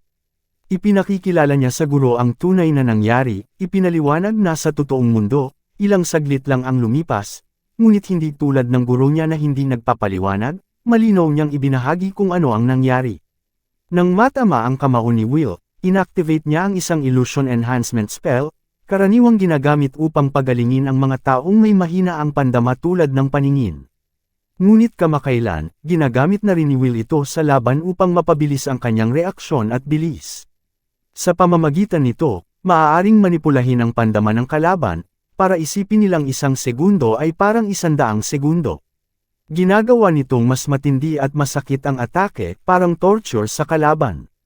Sa huli, ngumiti si Will sa guro niya at nagtanong ng huling bagay, kung maaari na ba siyang pumasa sa klase. Bago pa man makasagot ang mayabang na guro, hinawakan siya nito sa balikat ng Ferdinand, pinapaalala na tatanggalin nito ang bawat piraso ng diskriminasyon sa loob ng akademya. Ang guro, na dati nag-iisip na ang mga healer ay walang laban, ay ngayon natatakot na parang nakaharap sa isang Demon King. Binibigyang diin niya na ang tanging layunin niya ay mag-enjoy sa klase, at kung siya o ang kanyang mga estudyante ay istorbohin siya muli, magiging malala ang kahihinatnan. Tinapos ni Will ang kanilang pag-uusap ng may maliwanag na ngiti, na tila pinupuno ng kumpiyansa ang kanilang engkwentro. Sa gabing iyon, makikita ang guro na naglalakad ng balisa, iniisip kung anong klaseng halimaw ang kanyang nakaharap. Dati, pinaniniwalaan niyang lahat ng hilang mage ay mahina at sumusunod lamang sa utos ng mga frontline mages, pero iba ang healer na ito, may top-tier combat skills at nakakapanindig balahibong killing intent. Sa pagkakataong iyon, nakatagpo niya ang batang blonde na si Alpas, na nagtataka tungkol sa kinalabasan ng training session. Nagkukwiliw si Alpas, iniisip na siguradong natalo ang ating bayani, ngunit napatahimik siya ng parang aso. Hindi na pinapansin ng guro ang reklamo ni Alpas at pinapayuhan siyang huwag makialam kay Will para sa kabutihan ng lahat. Ito ang pinakamalaking maling akala nila, na si Will ay ordinaryong healer lamang. Nagulat si Alpas sa payo at muling binanggit ang banta ng kanyang ama, pero hindi natakot ang guro. Sabi niya sa batang blonde, magreklamo ka lang sa tatay mo kung gusto mo, dahil sa totoo lang, kung may ganitong impluensya si Alpas, matagal na niyang napuksa si Will. Ang pamilya Oman ay hindi basta sumusunod sa utos ni Alpas, pero malinaw na kung ipagpapatuloy nila ang pang-iistorbo sa bagong estudyante, tiyak na sisirain niya sila. Naiwan si Alpas na galit at hindi makapaniwala na ang sitwasyon ay napunta sa ganitong punto. Makaraan ang nakamamanghang talo na iyon, ilang araw ang lumipas. Katapusan ng klase, at si Will ay nagpapahinga, marahang nararamdaman ang kanyang paligid. Ang batang blonde na noble ay nagiging maingat na ngayon sa paligid ni Will. Hindi na siya gumagawa ng mga tusong galaw o nagbabanggit ng nakakainsultong komento. Sa wakas, nakakapag-focus si Will sa kanyang klase, pero hindi siya kontento sa kasalukuyang estado ng kanyang kakayahan. Ngayon, ang kanyang pangunahing layunin ay baguhin ang hinaharap at maiwasan ang ganap na pagkawasak ng sangkatauhan. Alam niya na ang tanging paraan para maiwasan ang madilim na kapalaran ay ang maging mas malakas. Bagamat nakakatulong ang kanyang hilang magic sa body enhancement, limitado lamang siya sa basic strength attacks. Ang sensory enhancement ay magagamit din sa illusions, pero hindi ito katulad ng versatile fighting style ng offensive magic. Naiintindihan ni Will na kailangan niyang likhain ang isang ganap na bagong fighting style para makahabol. Ipinaliwanag niya ang kanyang eksaktong proseso ng pag-iisip kay Assistant Professor Veronica, humihingi ng gabay muli. Bagamat kailangan pa ng refinement ang kanyang approach, may isang bagay munang sinabi si Veronica. Medyo nag-aatubili si Will sa maririnig niya, pero sa halip, binati siya ni Veronica sa lahat ng nagawa niya. Dahil sa kanyang kontribusyon, pinag-uusapan na ng mga guro ang healer na ito, isang healer mage na nakakasabay sa top classes ng academy, at hindi ito basta-basta. May ilang guro rin na naiinggit sa progreso niya, pero kagiliw-giliw, hindi inamin ni Veronica sa iba na siya ang dahilan sa pag-unlad ni Will. Wala rin siyang pagkakataong banggitin ito sa mga guro dahil madalas siyang baliwalain kahit sa kanyang ranggo. Labis na na-relieve si Will dahil sa ganitong paraan, hindi niya kailangang harapin ang anumang gulo. Ang payo ni Veronica ang nagdala sa kanya sa puntong ito, at ayaw niyang mapahamak siya dahil dito. Hindi iniinda ni Professor Veronica ang nangyari at inamin pa nga na talagang nagpapasalamat siya sa kanya. Sinabi niya na bihira ang mga hilang mage na subukang ilapat ang kanilang teorya sa realidad. Bigla niyang hinugot ang kanyang espada, parang hobby niya na gawin iyon, at in-challenge si Will sa isang duel. Hindi ito inaasahan ni Will at panik na panik siya. Ipinapakita ni Veronica na sa kanyang curiosity, gusto niyang makita kung nasaan na ang kakayahan ng estudyante. Pero si Will ay wala pang sapat na handa at halos hindi makagalaw sa takot. Agad na umatake si Veronica, lumitaw sa harap ni Will at sinubukang talunin siya sa isang slash. Halos huli na lamang ay nadepensa ni Will ang kanyang sarili at halos hindi niya mapanatili ang kanyang weapon laban sa bigat ng mga atake. Patuloy siyang binibigyan ni Veronica ng isang flurry ng malalakas na slash. Kahit na ginamit na niya ang lahat ng kanyang boost at reaction speed, hindi niya kayang makasabay. Ang problema kay Veronica, higit pa siyang mabilis kaysa sa normal, parang inkarnasyon ng kidlat. Ang bawat galaw ng kanyang espada ay eleganteng dumadaan mula sa isang swing papunta sa susunod, kaya sa laban ng endurance, si Will ang unang mabubuwag. Na-realize ni Will na may isang pagkakataon lamang siya, upang ma-impress si Veronica gamit ang limit break ang speed. Pinush niya ang enerhiya sa kanyang talampakan at umusad ng malakas. Ngunit hindi ito inaasahan ni Veronica at sa huling sandali, natalo ang kanyang weapon ng diretsahang naputol ng kontra-swing ni Veronica. Tapos na ang laban. Kahit na ibigay ni Will ang kanyang pinakamainam, malinaw na wala siyang kakayanang tapatan ang kasanayan ng elite warrior na si Veronica. Nagpahayag si Veronica ng kanyang pagkasabik, hindi siya makapaniwala na nagawang pasabugan ni Will ang kanyang depensa. Ang gamit niya kanina ay isang magic sword na ginamit niya upang kontrahin siya sa buong laban. Inakala niya na si Will ay isang hilang mage lamang na kayang magsagawa ng offensive maneuvers, pero iba ito. Ang kasanayan sa pakikipaglaban ng binata ay kabilang na sa nangungunang ranggo sa leaderboard. Hindi pa rin nasisiyahan si Will sa kanyang progreso.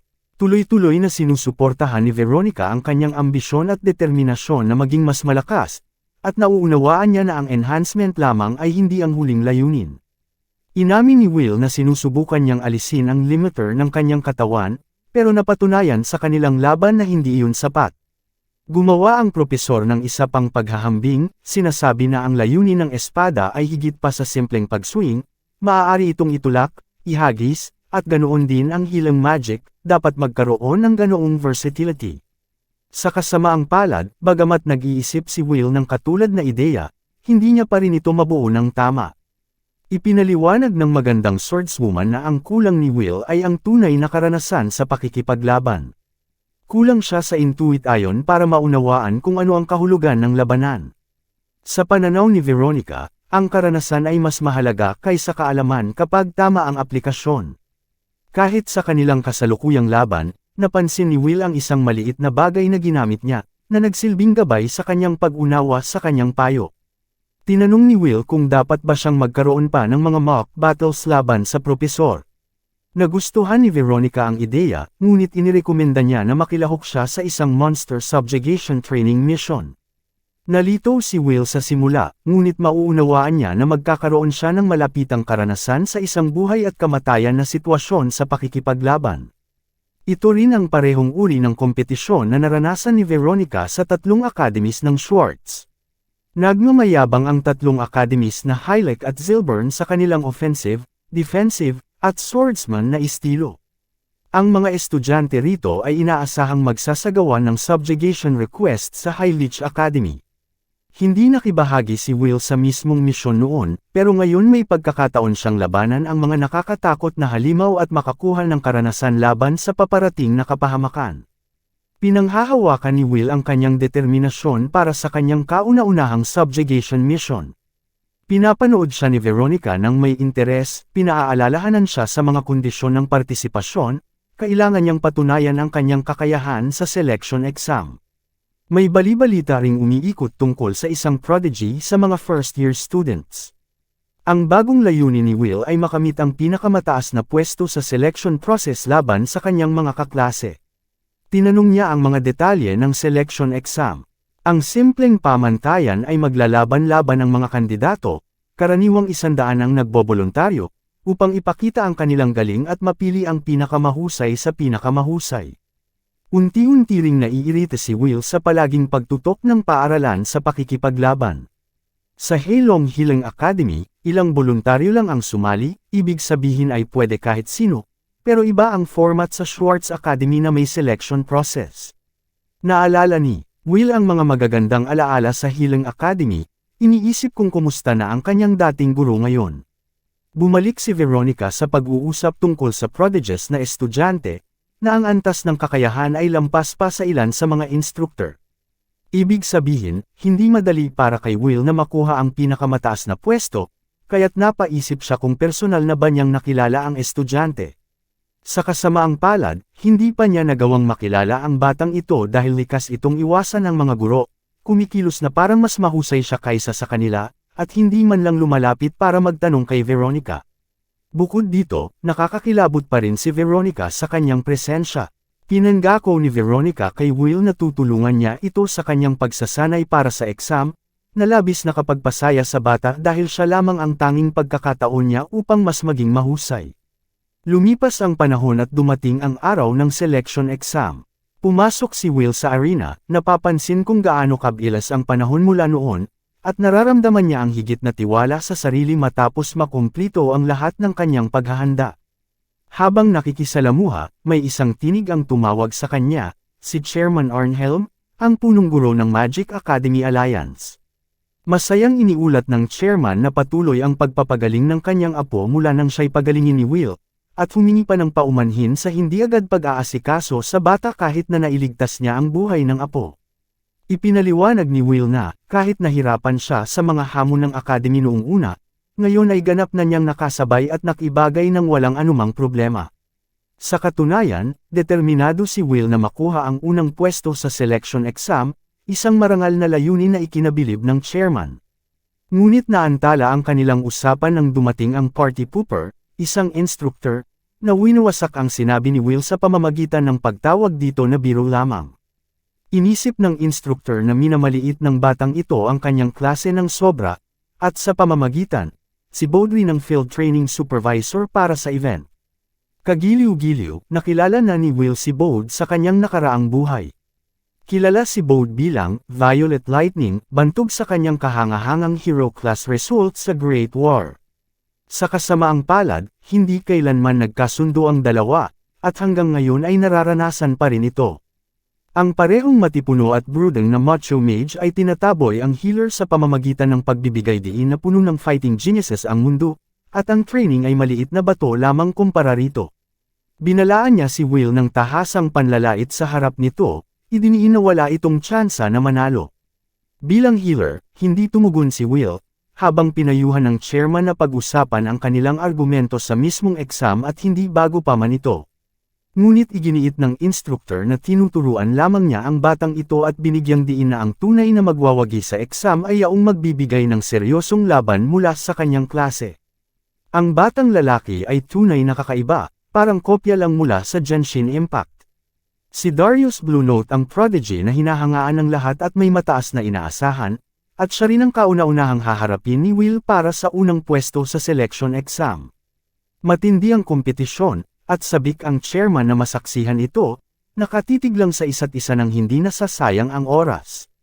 Pumasok ang mga kandidato sa contestant arena, napapalibutan ng masiglang madla na naghahanap ng epic na laban.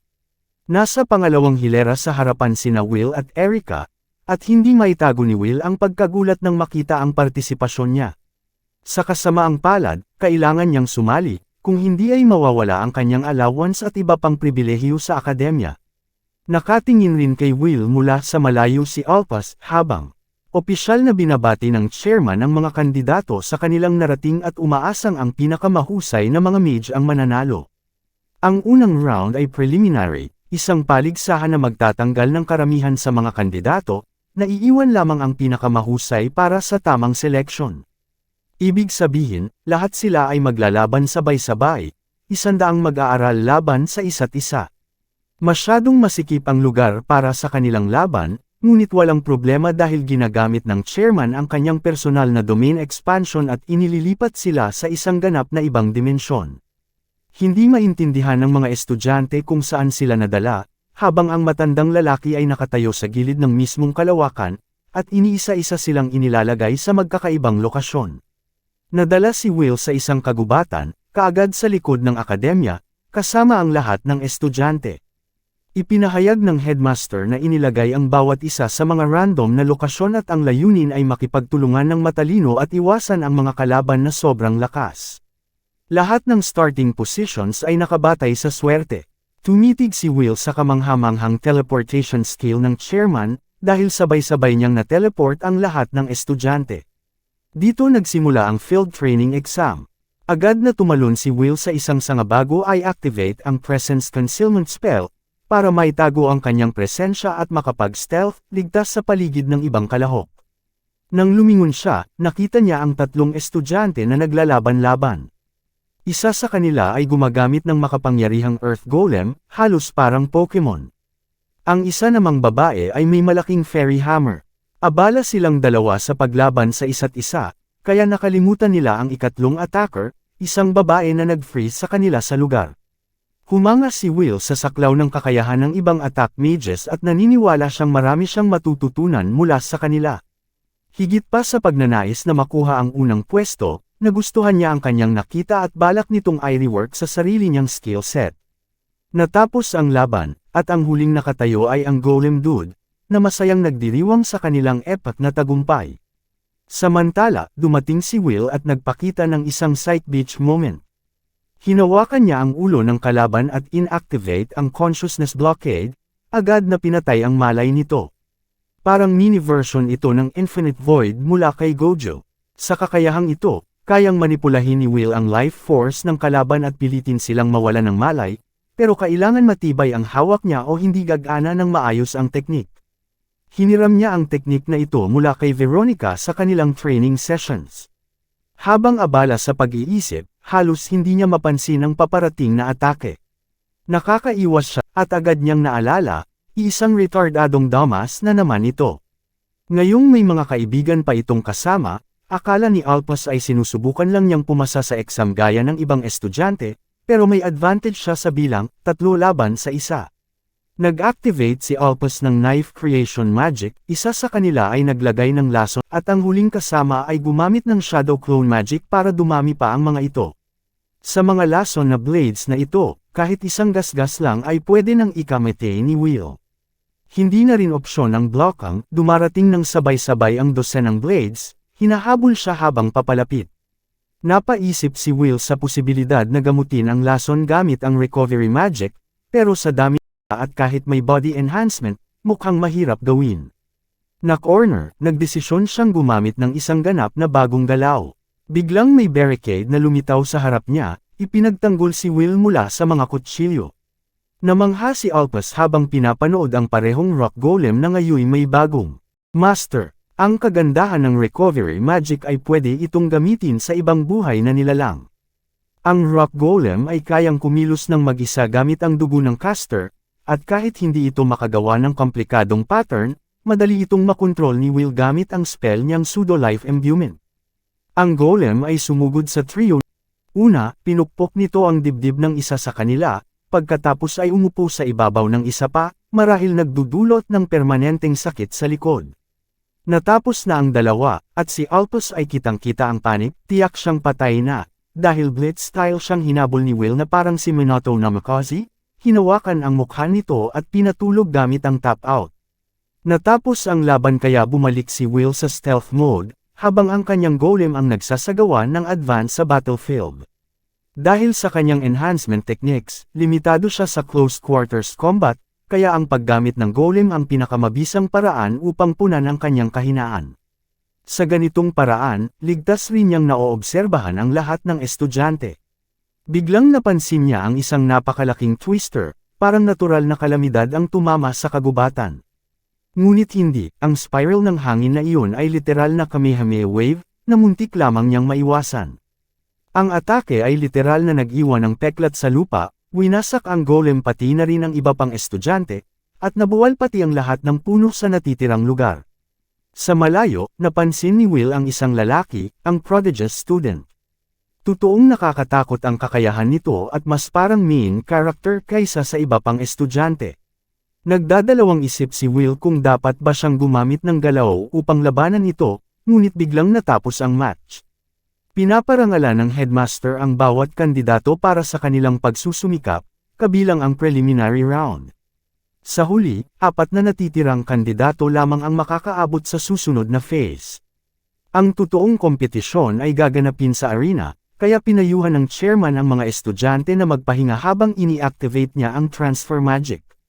Sirius, ang napakaseryosong lalaki, ay nakatitig kay Will ng may seryosong ekspresyon. Kailangan ni Will hanapin ang lakas ng loob upang talunin siya sa loob ng isang araw. Bigla silang naglaho pagkatapos noon. Samantala, nasa bahay si Will, abala sa kanyang homework at nag-iisip ng estratehiya para sa exam. Sa labas ng kanyang kwarto, muling dumating si Alpas kasama ang kanyang grupo ng mga loser. Galit na sila, lalo na't palaging napapalo sila ng 50 LS tuwing hinahamon nila ang healer.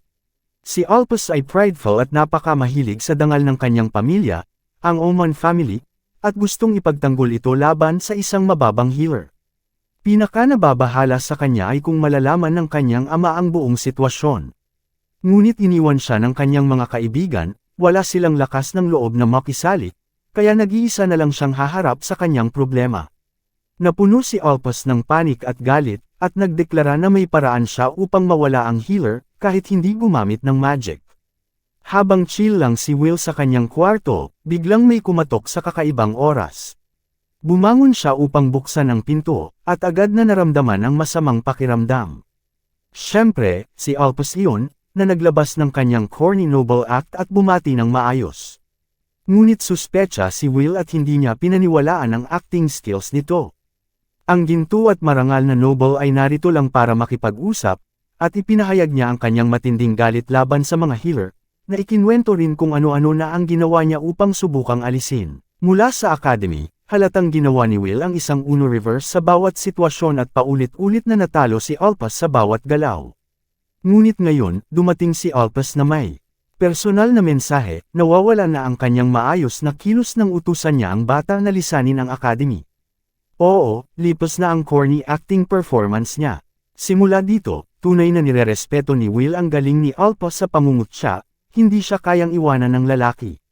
Sa pagkakataong ito, ipinagmamalaki ni Alpas ang kanyang sarili bilang isang kagalang-galang na miyembro ng isang noble family at hindi gusto ang mga healer na nakaupo lang. Kahit ang kanyang nakatatandang kapatid ay mahina bilang healer, pinagtawanan siya ng mga tao at ngumiti lang siya sa harap nila. Ang mga offensive mage ay mapagmalaki, at ang mga ordinaryong healer ay kahabag-habag na mahina. Ito ang madilim na katotohanan sa karamihan ng edukasyon ng mga noble family, isang mapahirap na sistema. Ipinipilit ni Alpas kay Will na umalis gamit ang kapangyarihan ng pang-uusap, ngunit hindi ganoon kadali para sa bata, hindi siya sasabihin ng, "Oo, salamat, aalis ako." Kaya tinanggihan niya ito. Handa na para dyan ang noble, binigyang diin niya na alam niya ang tungkol sa pamilya ni Will, dahil sa kanyang mga alipin at koneksyon sa labas ng academy. Natuklasan ng noble na may kapatid na babae si Will at may malapit silang relasyon. Sa isang utos lang, madaling matanggal ng kanyang mga alipin ang kapatid ni Will kung gusto niya. Ngayon, lalong tumindi ang eksena. Bumaba ang karaniwang aloof na ekspresyon ni Will at diretso siyang lumapit sa leeg ng lalaki bago ito hampasin sa lupa. Pagkatapos, pumunta siya sa likuran, hinayla ang braso nito sa posisyong madaling mabali. Pinapaalala ni Will sa mahal na noble na malinaw na ang kanyang desisyon at kahit gaano man magreklamo si Alpas, bumasag ang kanyang braso, nag-iiwan sa kanya na umaatungal at umiiyak. Matigas pa rin ang ulo ng noble at nagtatangkang maghayganti, sinasabi na hindi siya papatawarin ng academy sa pagbali ng kanyang braso. Ngunit nakalimutan ng lalaki ang isang detalye, si Will ay isang healer. Kaya, maayos na ulit ang braso, at maaari itong muling basagin.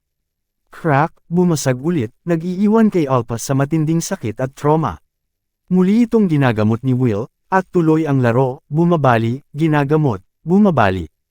Palaging sinasabi ni Will ng pabiro na naninindigan siya sa kanyang desisyon, at malinaw na ang pagtatalo sa kanyang kapatid na babae ay isang hangganan na hindi dapat nilampasan ng loser na ito. Crack, crack, crack, walang tigil ang pagbali ng braso hanggang sa tuluyang masaktan at matakot ang espiritu ni Alpas. Naiintindihan na niya ngayon na ang batang ito ay hindi ordinaryong healer, kundi parang modernong Satan mismo, katulad ng reality check na natanggap ng instructor. Naiintindihan ng noble na hindi na siya pwedeng magpakabastos kay Will.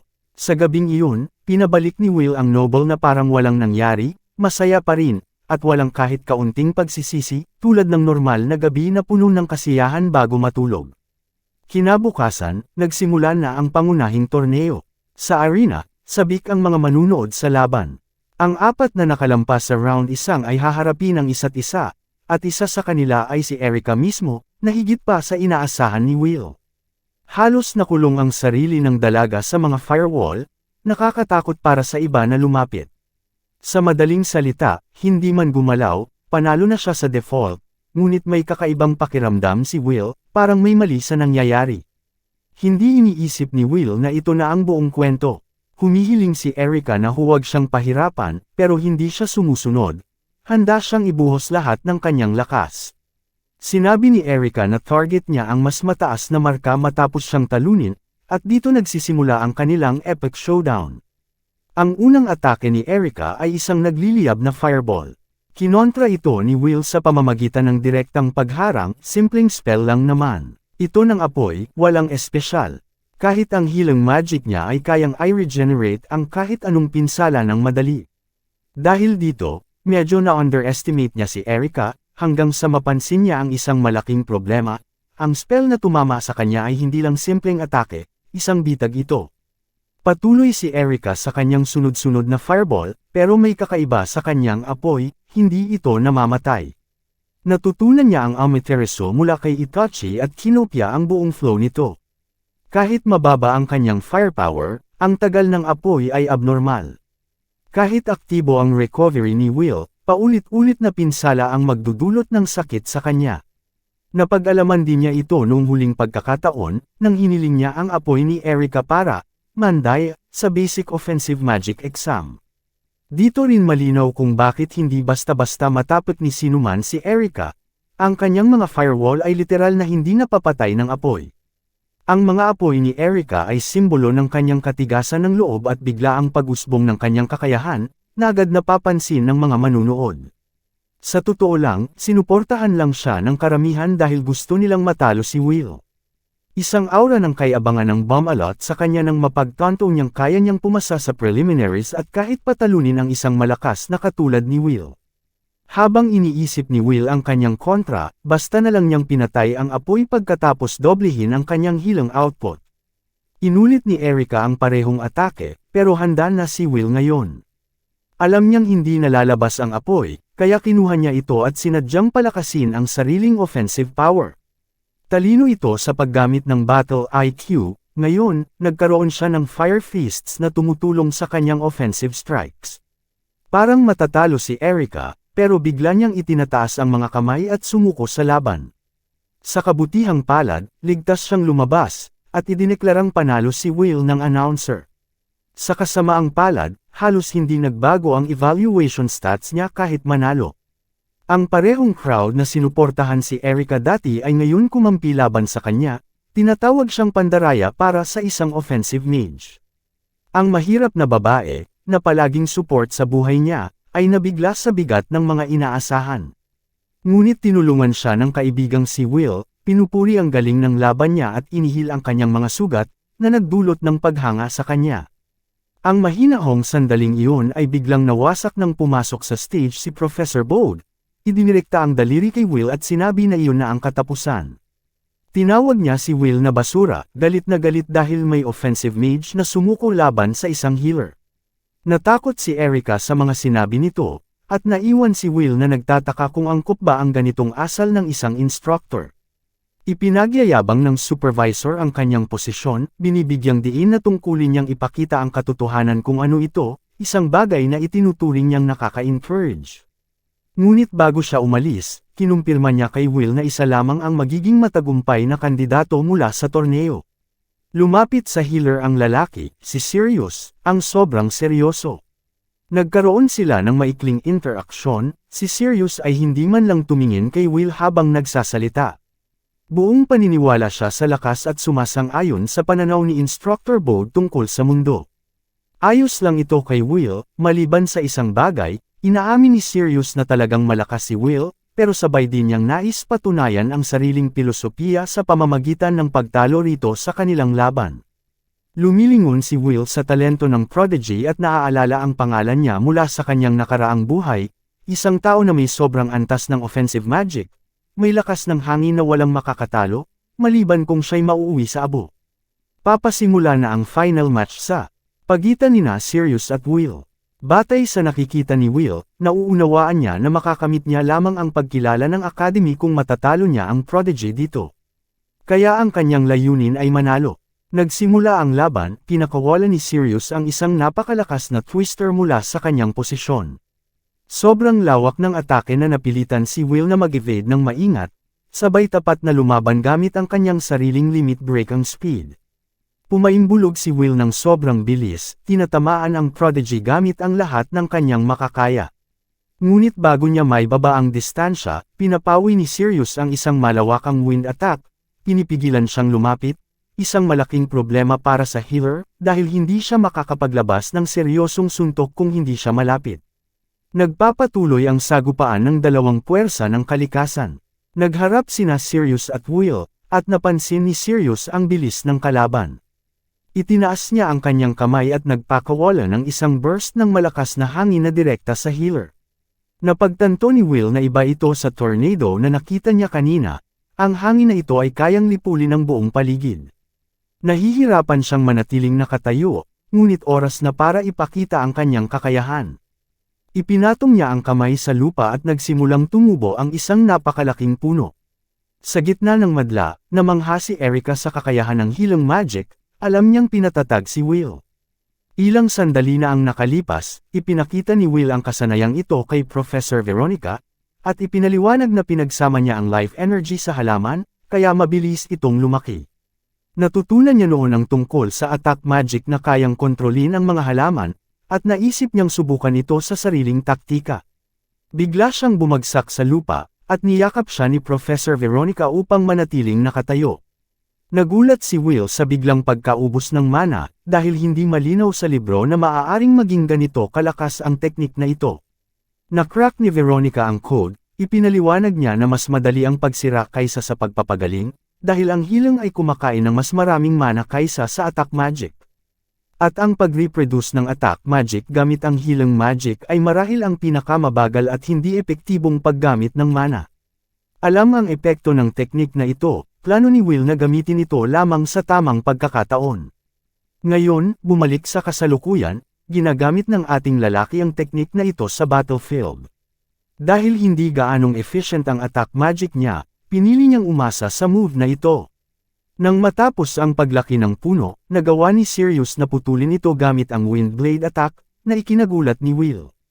Ang magic ni Sirius ay binubuo ng mga tornado na kayang lumunin ang kalaban at malalakas na bagyo na kayang paliparin ang malaking lugar. Ang kanyang wind blades ay para sa matitigas na bagay, habang ang tornado ay nakasentro sa kanya at kayang saluhin ang sinumang lumalapit. Napagtanto ni Will kung bakit tinawag si Sirius na top candidate, ngunit handa rin siyang palakasin ang sarili gamit ang magic na ito at tumalon patungo kay Sirius. Kaagad na bumuo si Sirius ng tornado sa paligid niya at minamaliit si Will, sinasabing hindi siya aabot kahit anong gawin niya. At tama siya, pagkatapos talunin ng ating lalaki ang tornado, siya ay itinapon palayo. Ngunit bigla, napansin ni Sirius ang kakaiba, nakatusok sa kanyang balikat ang isang piraso ng kahoy. Kitang-kita ang kalituhan sa kanyang mukha habang humihingi siya ng paliwanag. Kumpiyansa, ipinakita ni Will ang kanyang taktika. Alam niya na hindi kayang protektahan ni Sirius ang lupa sa ilalim niya, kaya't ang mga ugat ng halaman sa ilalim ng lupa ay kumalat sa lahat ng direksyon, at dito natamo ang tinusok na balikat ni Sirius.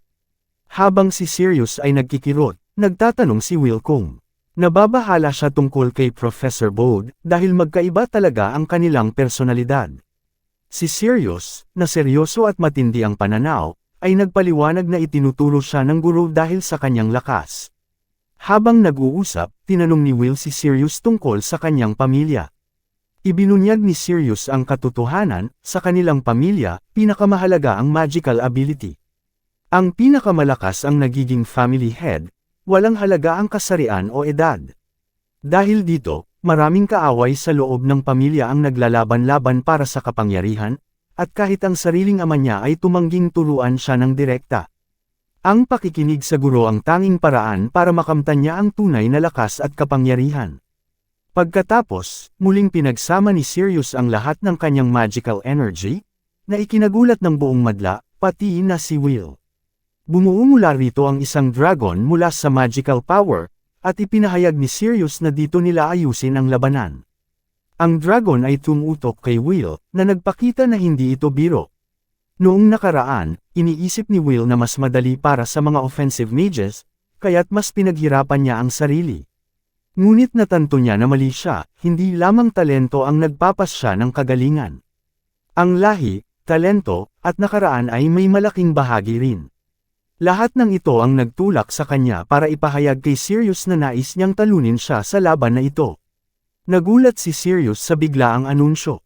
Itinapat ni Will ang kanyang kamay sa lupa, inihanda ang kanyang espesyal na binhi, at muling pinalaki ang isang puno.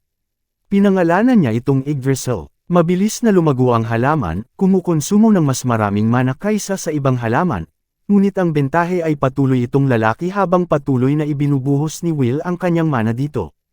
Inatake si Sirius gamit ang isang wind blade, na nagputol sa puno sa gitna at itinapon ito pataas sa kalangitan.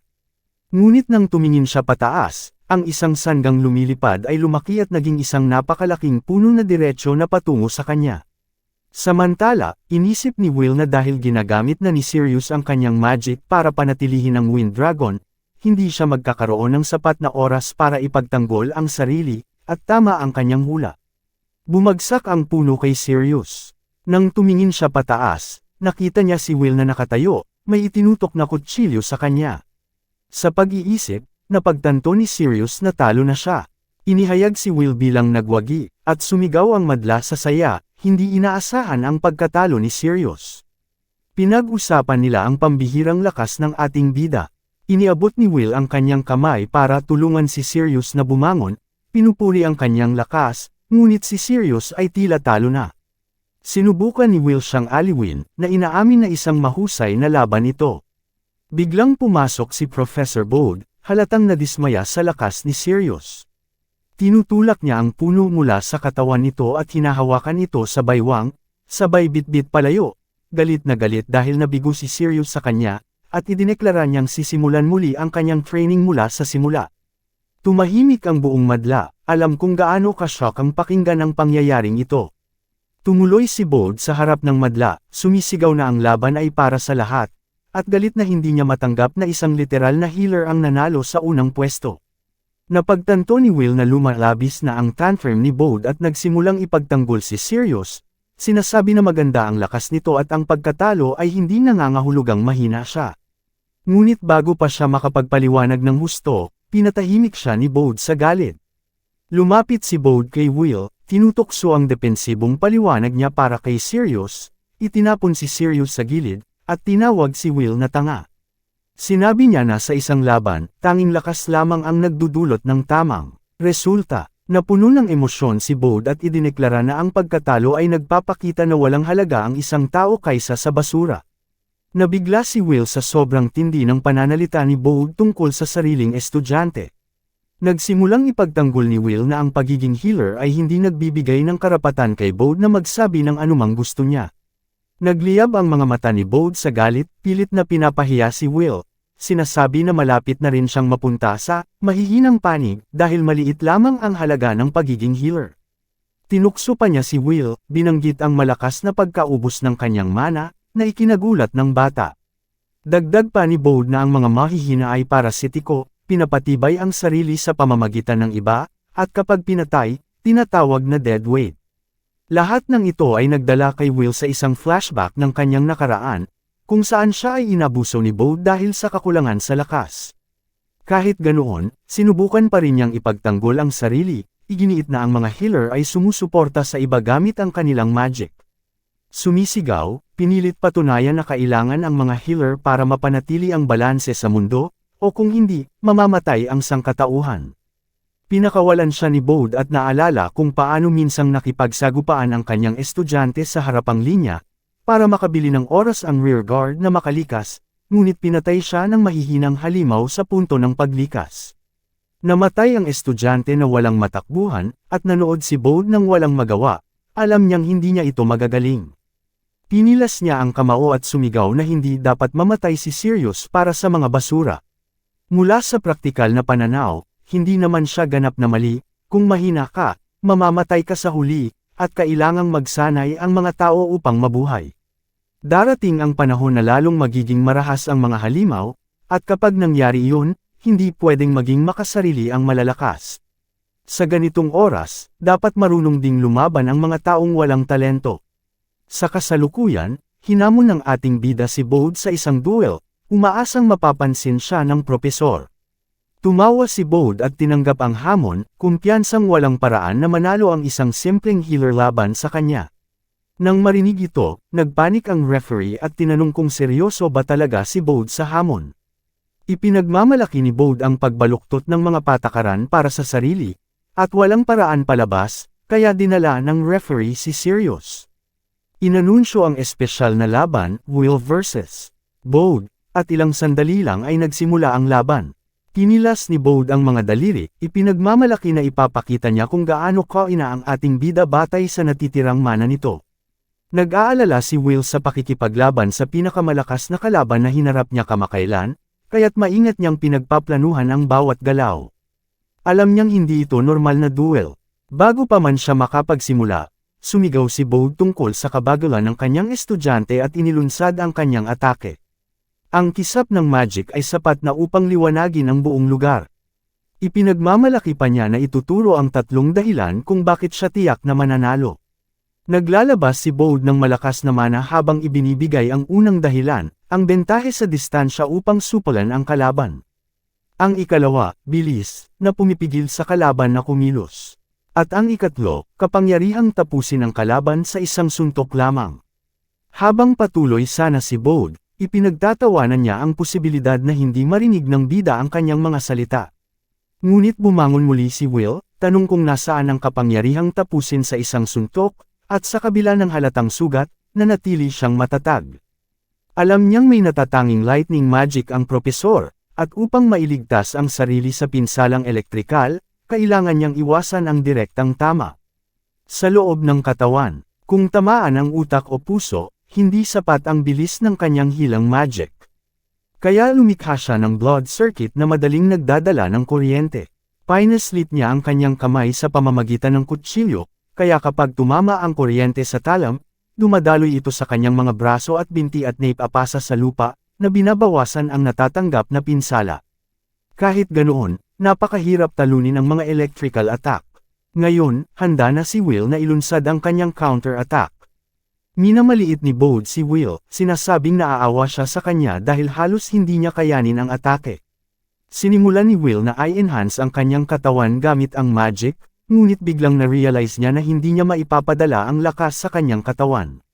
Ipinakita ni Bode ang kanyang violet lightning, na pumipinsala sa biktima sa paraang pinaparamdam sa kanila na hindi makagalaw. Napagtanto ni Will na malubha ang sitwasyon, kaya't itinaas niya muli ang kamay habang papalapit ang panibagong atake.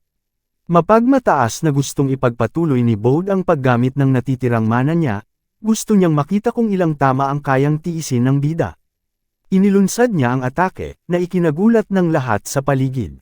Ngunit patuloy na tinitiis ni Will ang pinsala, batid na totoong malakas at perpekto ang unique magic ng propesor, na lalo pang nagpapatindi sa kanyang kayabangan.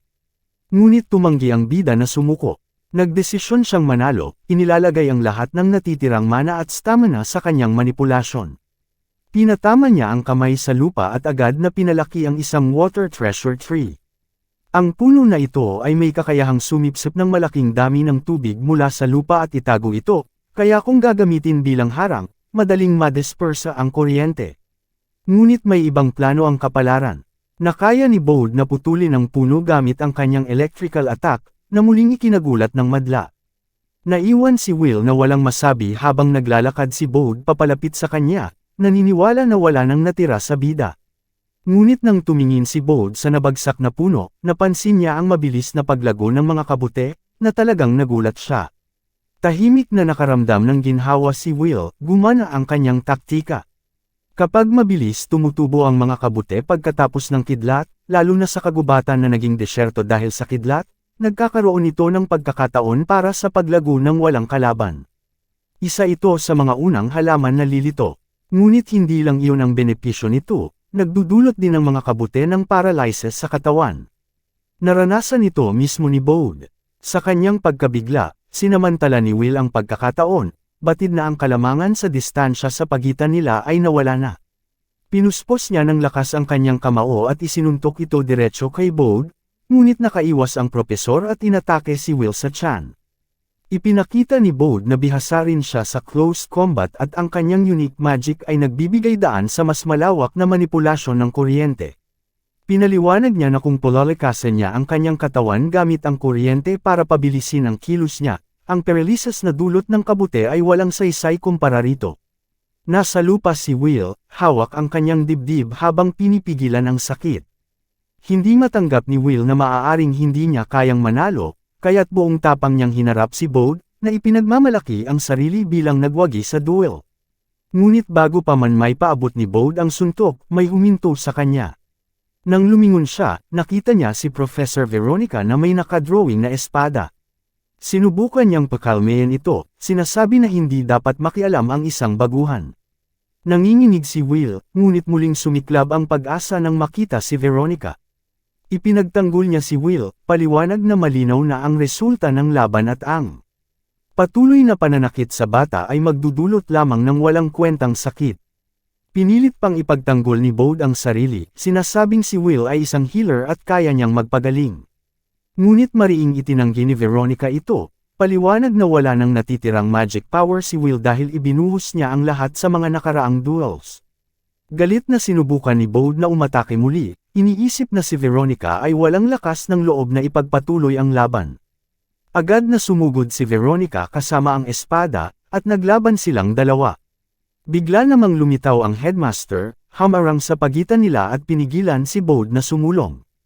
Humingi siya ng paumanhin kay Veronica sa hindi pagpapaliwanag sa kanya ng mas maaga, at inanunsyo ang pagtatapos ng selection exam, iniutos na lisanin ng lahat ang lugar. Habang nagkakalat ang mga estudyante, sinubukan ni Will na magpagaling ngunit nabigo, ubos na ang kanyang mana. Hinawakan siya ni Veronica at iniangat sa kanyang mga bisig, tiniyak na mahusay ang kanyang pagganap. Pinayuhan niya si Will na magpahinga at huwag ipilit ang sarili. Ngunit kahit ang mga pagbibigay ng katiyakan ay hindi sapat para sa kanya. Kinabukasan, naglakad si Will sa paaralan, iniisip ang agwat ng kapangyarihan. Namamangha siya kung paano maaaring tuluyang mawala ang sangkatauhan kahit may mga ganitong lakas na tao. Kaya't nagpasya siyang patuloy na palakasin ang sarili. Pumasok si Will sa silid at natuwa ang headmaster nang makita siya, napansin ang kanyang malaki ng paggaling sa mga sugat.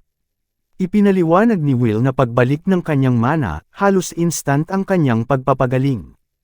Inakala ng headmaster na walang kahirapan si Will sa field training, na ikinagulat ng protagonist. Ipinagpatuloy niya ang paliwanag na dahil sa pagkakakuha ni Will ng first place sa selection, nakapasa rin siya kasama nito. Pumasa rin sina Sirius at Erica, kaya't humingi si Will ng paliwanag, dahil sinabi ni Bode kanina na lahat ay bagsak. Ipinaliwanag ng headmaster na ganito ang nangyayari bawat taon upang maramdaman ng mga estudyante ang tila krisis, at mapalabas ang kanilang seryosong pag-iisip. Bagamat may ilan na nakapasa, dahil sa panganib ng field training, kailangang magpanggap si Bode bilang guro, mabagsik man, nagkaroon ito ng layunin. Sa nakaraang buhay ni Will, palaging nasa harapan si Bode para sa sangkatauhan at isa siya sa mga bayani na nagtangkang iligtas ang sangkatauhan mula sa tuluyang pagkawasak. Pagkatapos, hinikayat ng headmaster si Will na bumuo ng party kasama ang mga estudyante mula sa ibang paaralan bilang attacker, upang tanggapin ang totoong monster subjugation requests. Dito na naisip ni Will na ito na ang unang pagkakataon na haharapin niya ang mga halimaw, ang parehong nilalang na naging direktang sanhi ng pagkasira ng sangkatauhan sa kanyang nakaraang buhay. Ang mga creature na may magical power ay tinatawag na monsters, ngunit hindi lahat ng monsters ay likas na banta sa sangkatauhan. May ilan na umaatake sa tao, ngunit kadalasan para lamang sa sariling kaligtasan. Kung maayos lamang ang pag-aaral sa kanilang ecological behavior, maaari silang nagamit bilang kalapit na species sa halip na ituring na kaaway. Ngunit 2 taon mula ngayon, nakatakdang magbago ang mundo sa ilalim ng impluwensya ng Red Moon. Ang mga halimaw na maaapektuhan ng Red Moon ay magiging mabagsik, at iba't ibang species ng super monsters ay magsisimulang magkaisa, may iisang layunin, ang tuluyang lipulin ang sangkatauhan. Pagkalipas ng 2 taon mula sa sakunang iyon, ang Demon King mismo ang bababa sa mundo.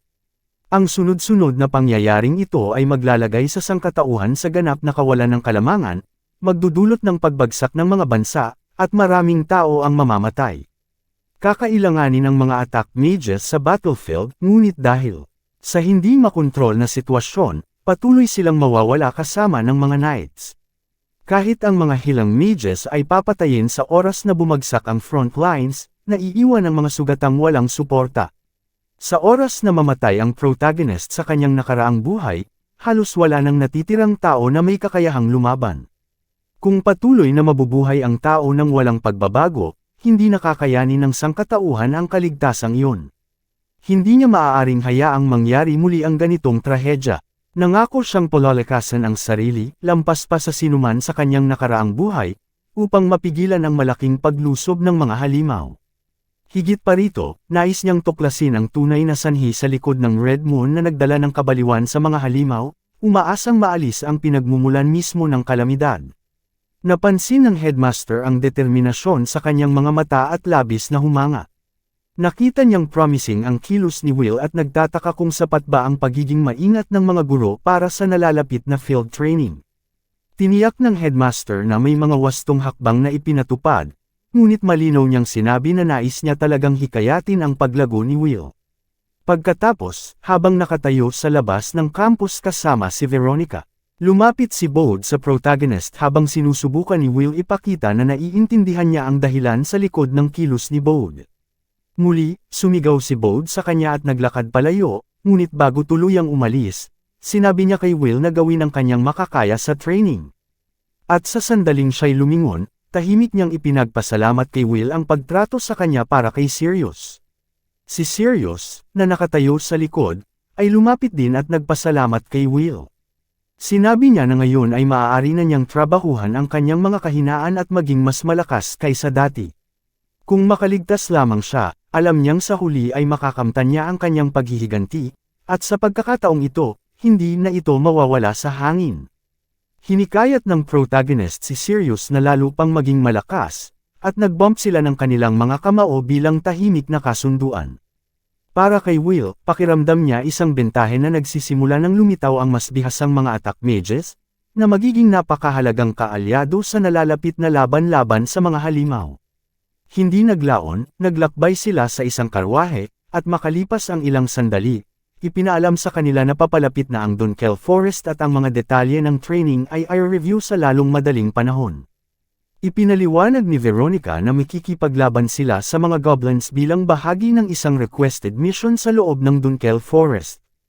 Pinatnubayan niya ang 3 estudyante mula sa Schwartz, Highlish, at Hilburn, at pagkatapos ay lumingon siya kay Will.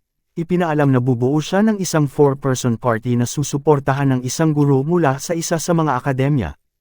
Tinanong ni Erica kung napili na ba ang mga miyembro ng party, at tiniyak ni Veronica sa kanya na magiging kasama siya sa parehong party. Bagamat natatakot si Erica kay Veronica, mas gusto pa rin niya ito kaysa makipagpare sa isang ganap na estranghero. Pagkaraan ng ilang sandali, ipinaalam sa kanila na narating na nila ang lugar. Habang bumababa mula sa karwahe, napansin ni Veronica na naroon na ang mga estudyante mula sa Hilburn. Napag-isipan ng protagonist na sa kanyang nakaraang buhay, kakaunti lamang ang kanyang mga kakilala at koneksyon.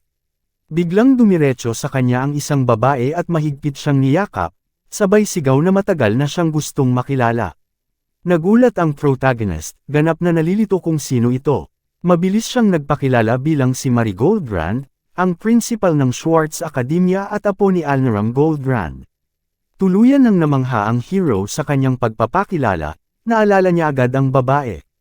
Mula sa nakaraang buhay, hindi niya inasahan na makikita siyang muli, lalo na dito sa kagubatan, lalo na't minsang inesikaso niya ang batang ito sa bahay ng principal. Habang nakikita siyang muli, nagtaka siya kung kumusta na ito, at mabilis namang tiniyak ni Marie na maayos naman siya. Halos kaagad, humingi siya ng paumanhin, sinasabing hindi niya na iparating ng maayos ang pasasalamat noon. Tinuligsa siya ng protagonist ng magaan, sinabing wala iyon. Ngunit iginiit niya na nais niyang suklian ang utang na loob sa pamamagitan ng paggawa ng isang bagay para sa kanya. Ipinaliwanag niya na wala talaga siyang talento sa mahika, kaya nag-enroll siya sa Gilbert Academy at buong pusong nag-aral ng swordsmanship. Dahil sa kanyang walang humpay na pagsisikap, siya ang naging top-rank na estudyante sa selection exam ng akademya. Natawa siya nang mapansin ang gulat at paghanga sa mukha ng protagonist, at totoong naantig siya sa kanyang tagumpay, dahil ilang buwan lamang ang nakalipas, siya'y bedridden pa, at sa ganitong maikling panahon, naabot niya ang pinakataas na posisyon. Hinawakan niya ang kamay ng protagonist at sinabi na napabilang sila sa parehong party dahil sa kani-kanilang talento, at ipinapangako niyang gagawin ang lahat para maging kapaki-pakinabang sa kanya. Sa puntong iyon, naunawaan ni Will kung ano talaga ang ibig sabihin ng principal nang sabihin niyang aalagaan siya. Ngunit bago pa niya mapag-isipan ito ng husto, bigla siyang hinatak ni Marie upang batiin ang mga estudyanteng galing sa Haylich.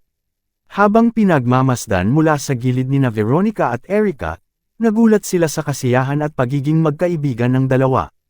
Paglabas nila sa karwahe mula sa Haylich, tinanong ni Marie kung naroon na sina Ulan at Turf. Lumabas si Ulan ng mahinahon at sinabi na hindi kailangan magmadali, sabay pagbati sa lahat. Ipinakilala niya ang sarili bilang guro na itinalaga sa kanilang party. Si Ulan ay guro sa Haylich Academia, at sa nakaraang buhay ni Will, siya ang pinakamagaling na healing mage ng kanyang panahon. Ang malaman na siya'y nasa parehong party ngayon ay nagdulot ng tunay na kasiyahan kay Will. Kasunod nito, lumabas naman si Turf mula sa karwahe at ipinakilala ni Marie ang sarili sa kanya. Ngunit natigil si Turf nang mapansin niya na magkahawak ang kamay ni Will at Marie. Natural lang na humingi siya ng pagpapakilala sa pangunahing tauhan. Ipinakilala ni Will ang sarili niya sa kanya, at agad namang naisip ni Turf na marahil ay isang attack mage si Will. Pagkatapos, sinabi ni Ulan sa mga estudyante na malaya silang gawin ang gusto nila, at siya ay mananatiling nagbabantay lamang. Ang ganitong casual na pag-uugali ni Ulan ay ikinagulat ng lahat ng estudyante. Lumapit si Will kay Ulan at tinanong kung maaari ba niya itong tawaging master. Tinanong ni Ulan kung bakit, at ipinaliwanag ni Will na gumagamit siya ng healing magic, ngunit hindi siya nagkaroon ng tamang guro upang gabayan at hasain ang kanyang kakayahan. Humingi siya kung maituturo ba siya ni Ulan. Sinabi ni Ulan na narinig na niya si Will noon pa man, at agad siyang pumayag na turuan siya ng ilang kaalaman sa healing magic. Habang papalapit si Marie, iginiit niya na dapat rin siyang payag ang tawaging master si Ulan, kung ganun nga ang gagawin ni Will. Mula sa gilid, pinagmamasdan ni Veronica kung gaano kaayos ang samahan ng grupo. Nang ipahayag na ang subjugation mission, pinayuhan ng bawat grupo na gumamit ng isang kubo bilang kanilang base. Ang lugar kung saan naitala ang mga goblin ay nasa gitna ng kagubatan, kaya agad na nagpasya sina Ulan, Marie, at Will na pumunta roon. Samantala, si Turf, bilang healer, ay inutusan na manatili sa base, iniiwasan ang frontline alinsunod sa tradisyonal na protocol. Habang naglalakad sila patungo sa lugar ng Goblin Spawnang, tinanong ni Marie kung talagang healing mage lamang ba ang gagampanan ni Will. Sa harap ng labanan, tahimik na sumagot si Will kay Marie, sinasabing huwag siyang alalahanin, ipinaliwanag niya na siya ang magsisilbing supervisor ng grupo, pinapayagan silang lumaban ng malaya habang maingat niyang binabantayan ang lahat ng nangyayari, seryosong tinanggap ng dalawa ang sinabi niya, at naunawaan nila na wala talagang mahigpit na patakaran ang kanilang supervisor. Agad nilang sinimulan ang pangangaso sa mga goblin sa isang mabilis at sabay-sabay na galaw. Sa isang iglap, pinutol ni Marie ang isang malaking grupo ng mga goblin, at halos hindi makapaniwala si Will sa kanyang nakikita. Naalala na ilang buwan lamang ang nakalipas ay siya ay isang bedridden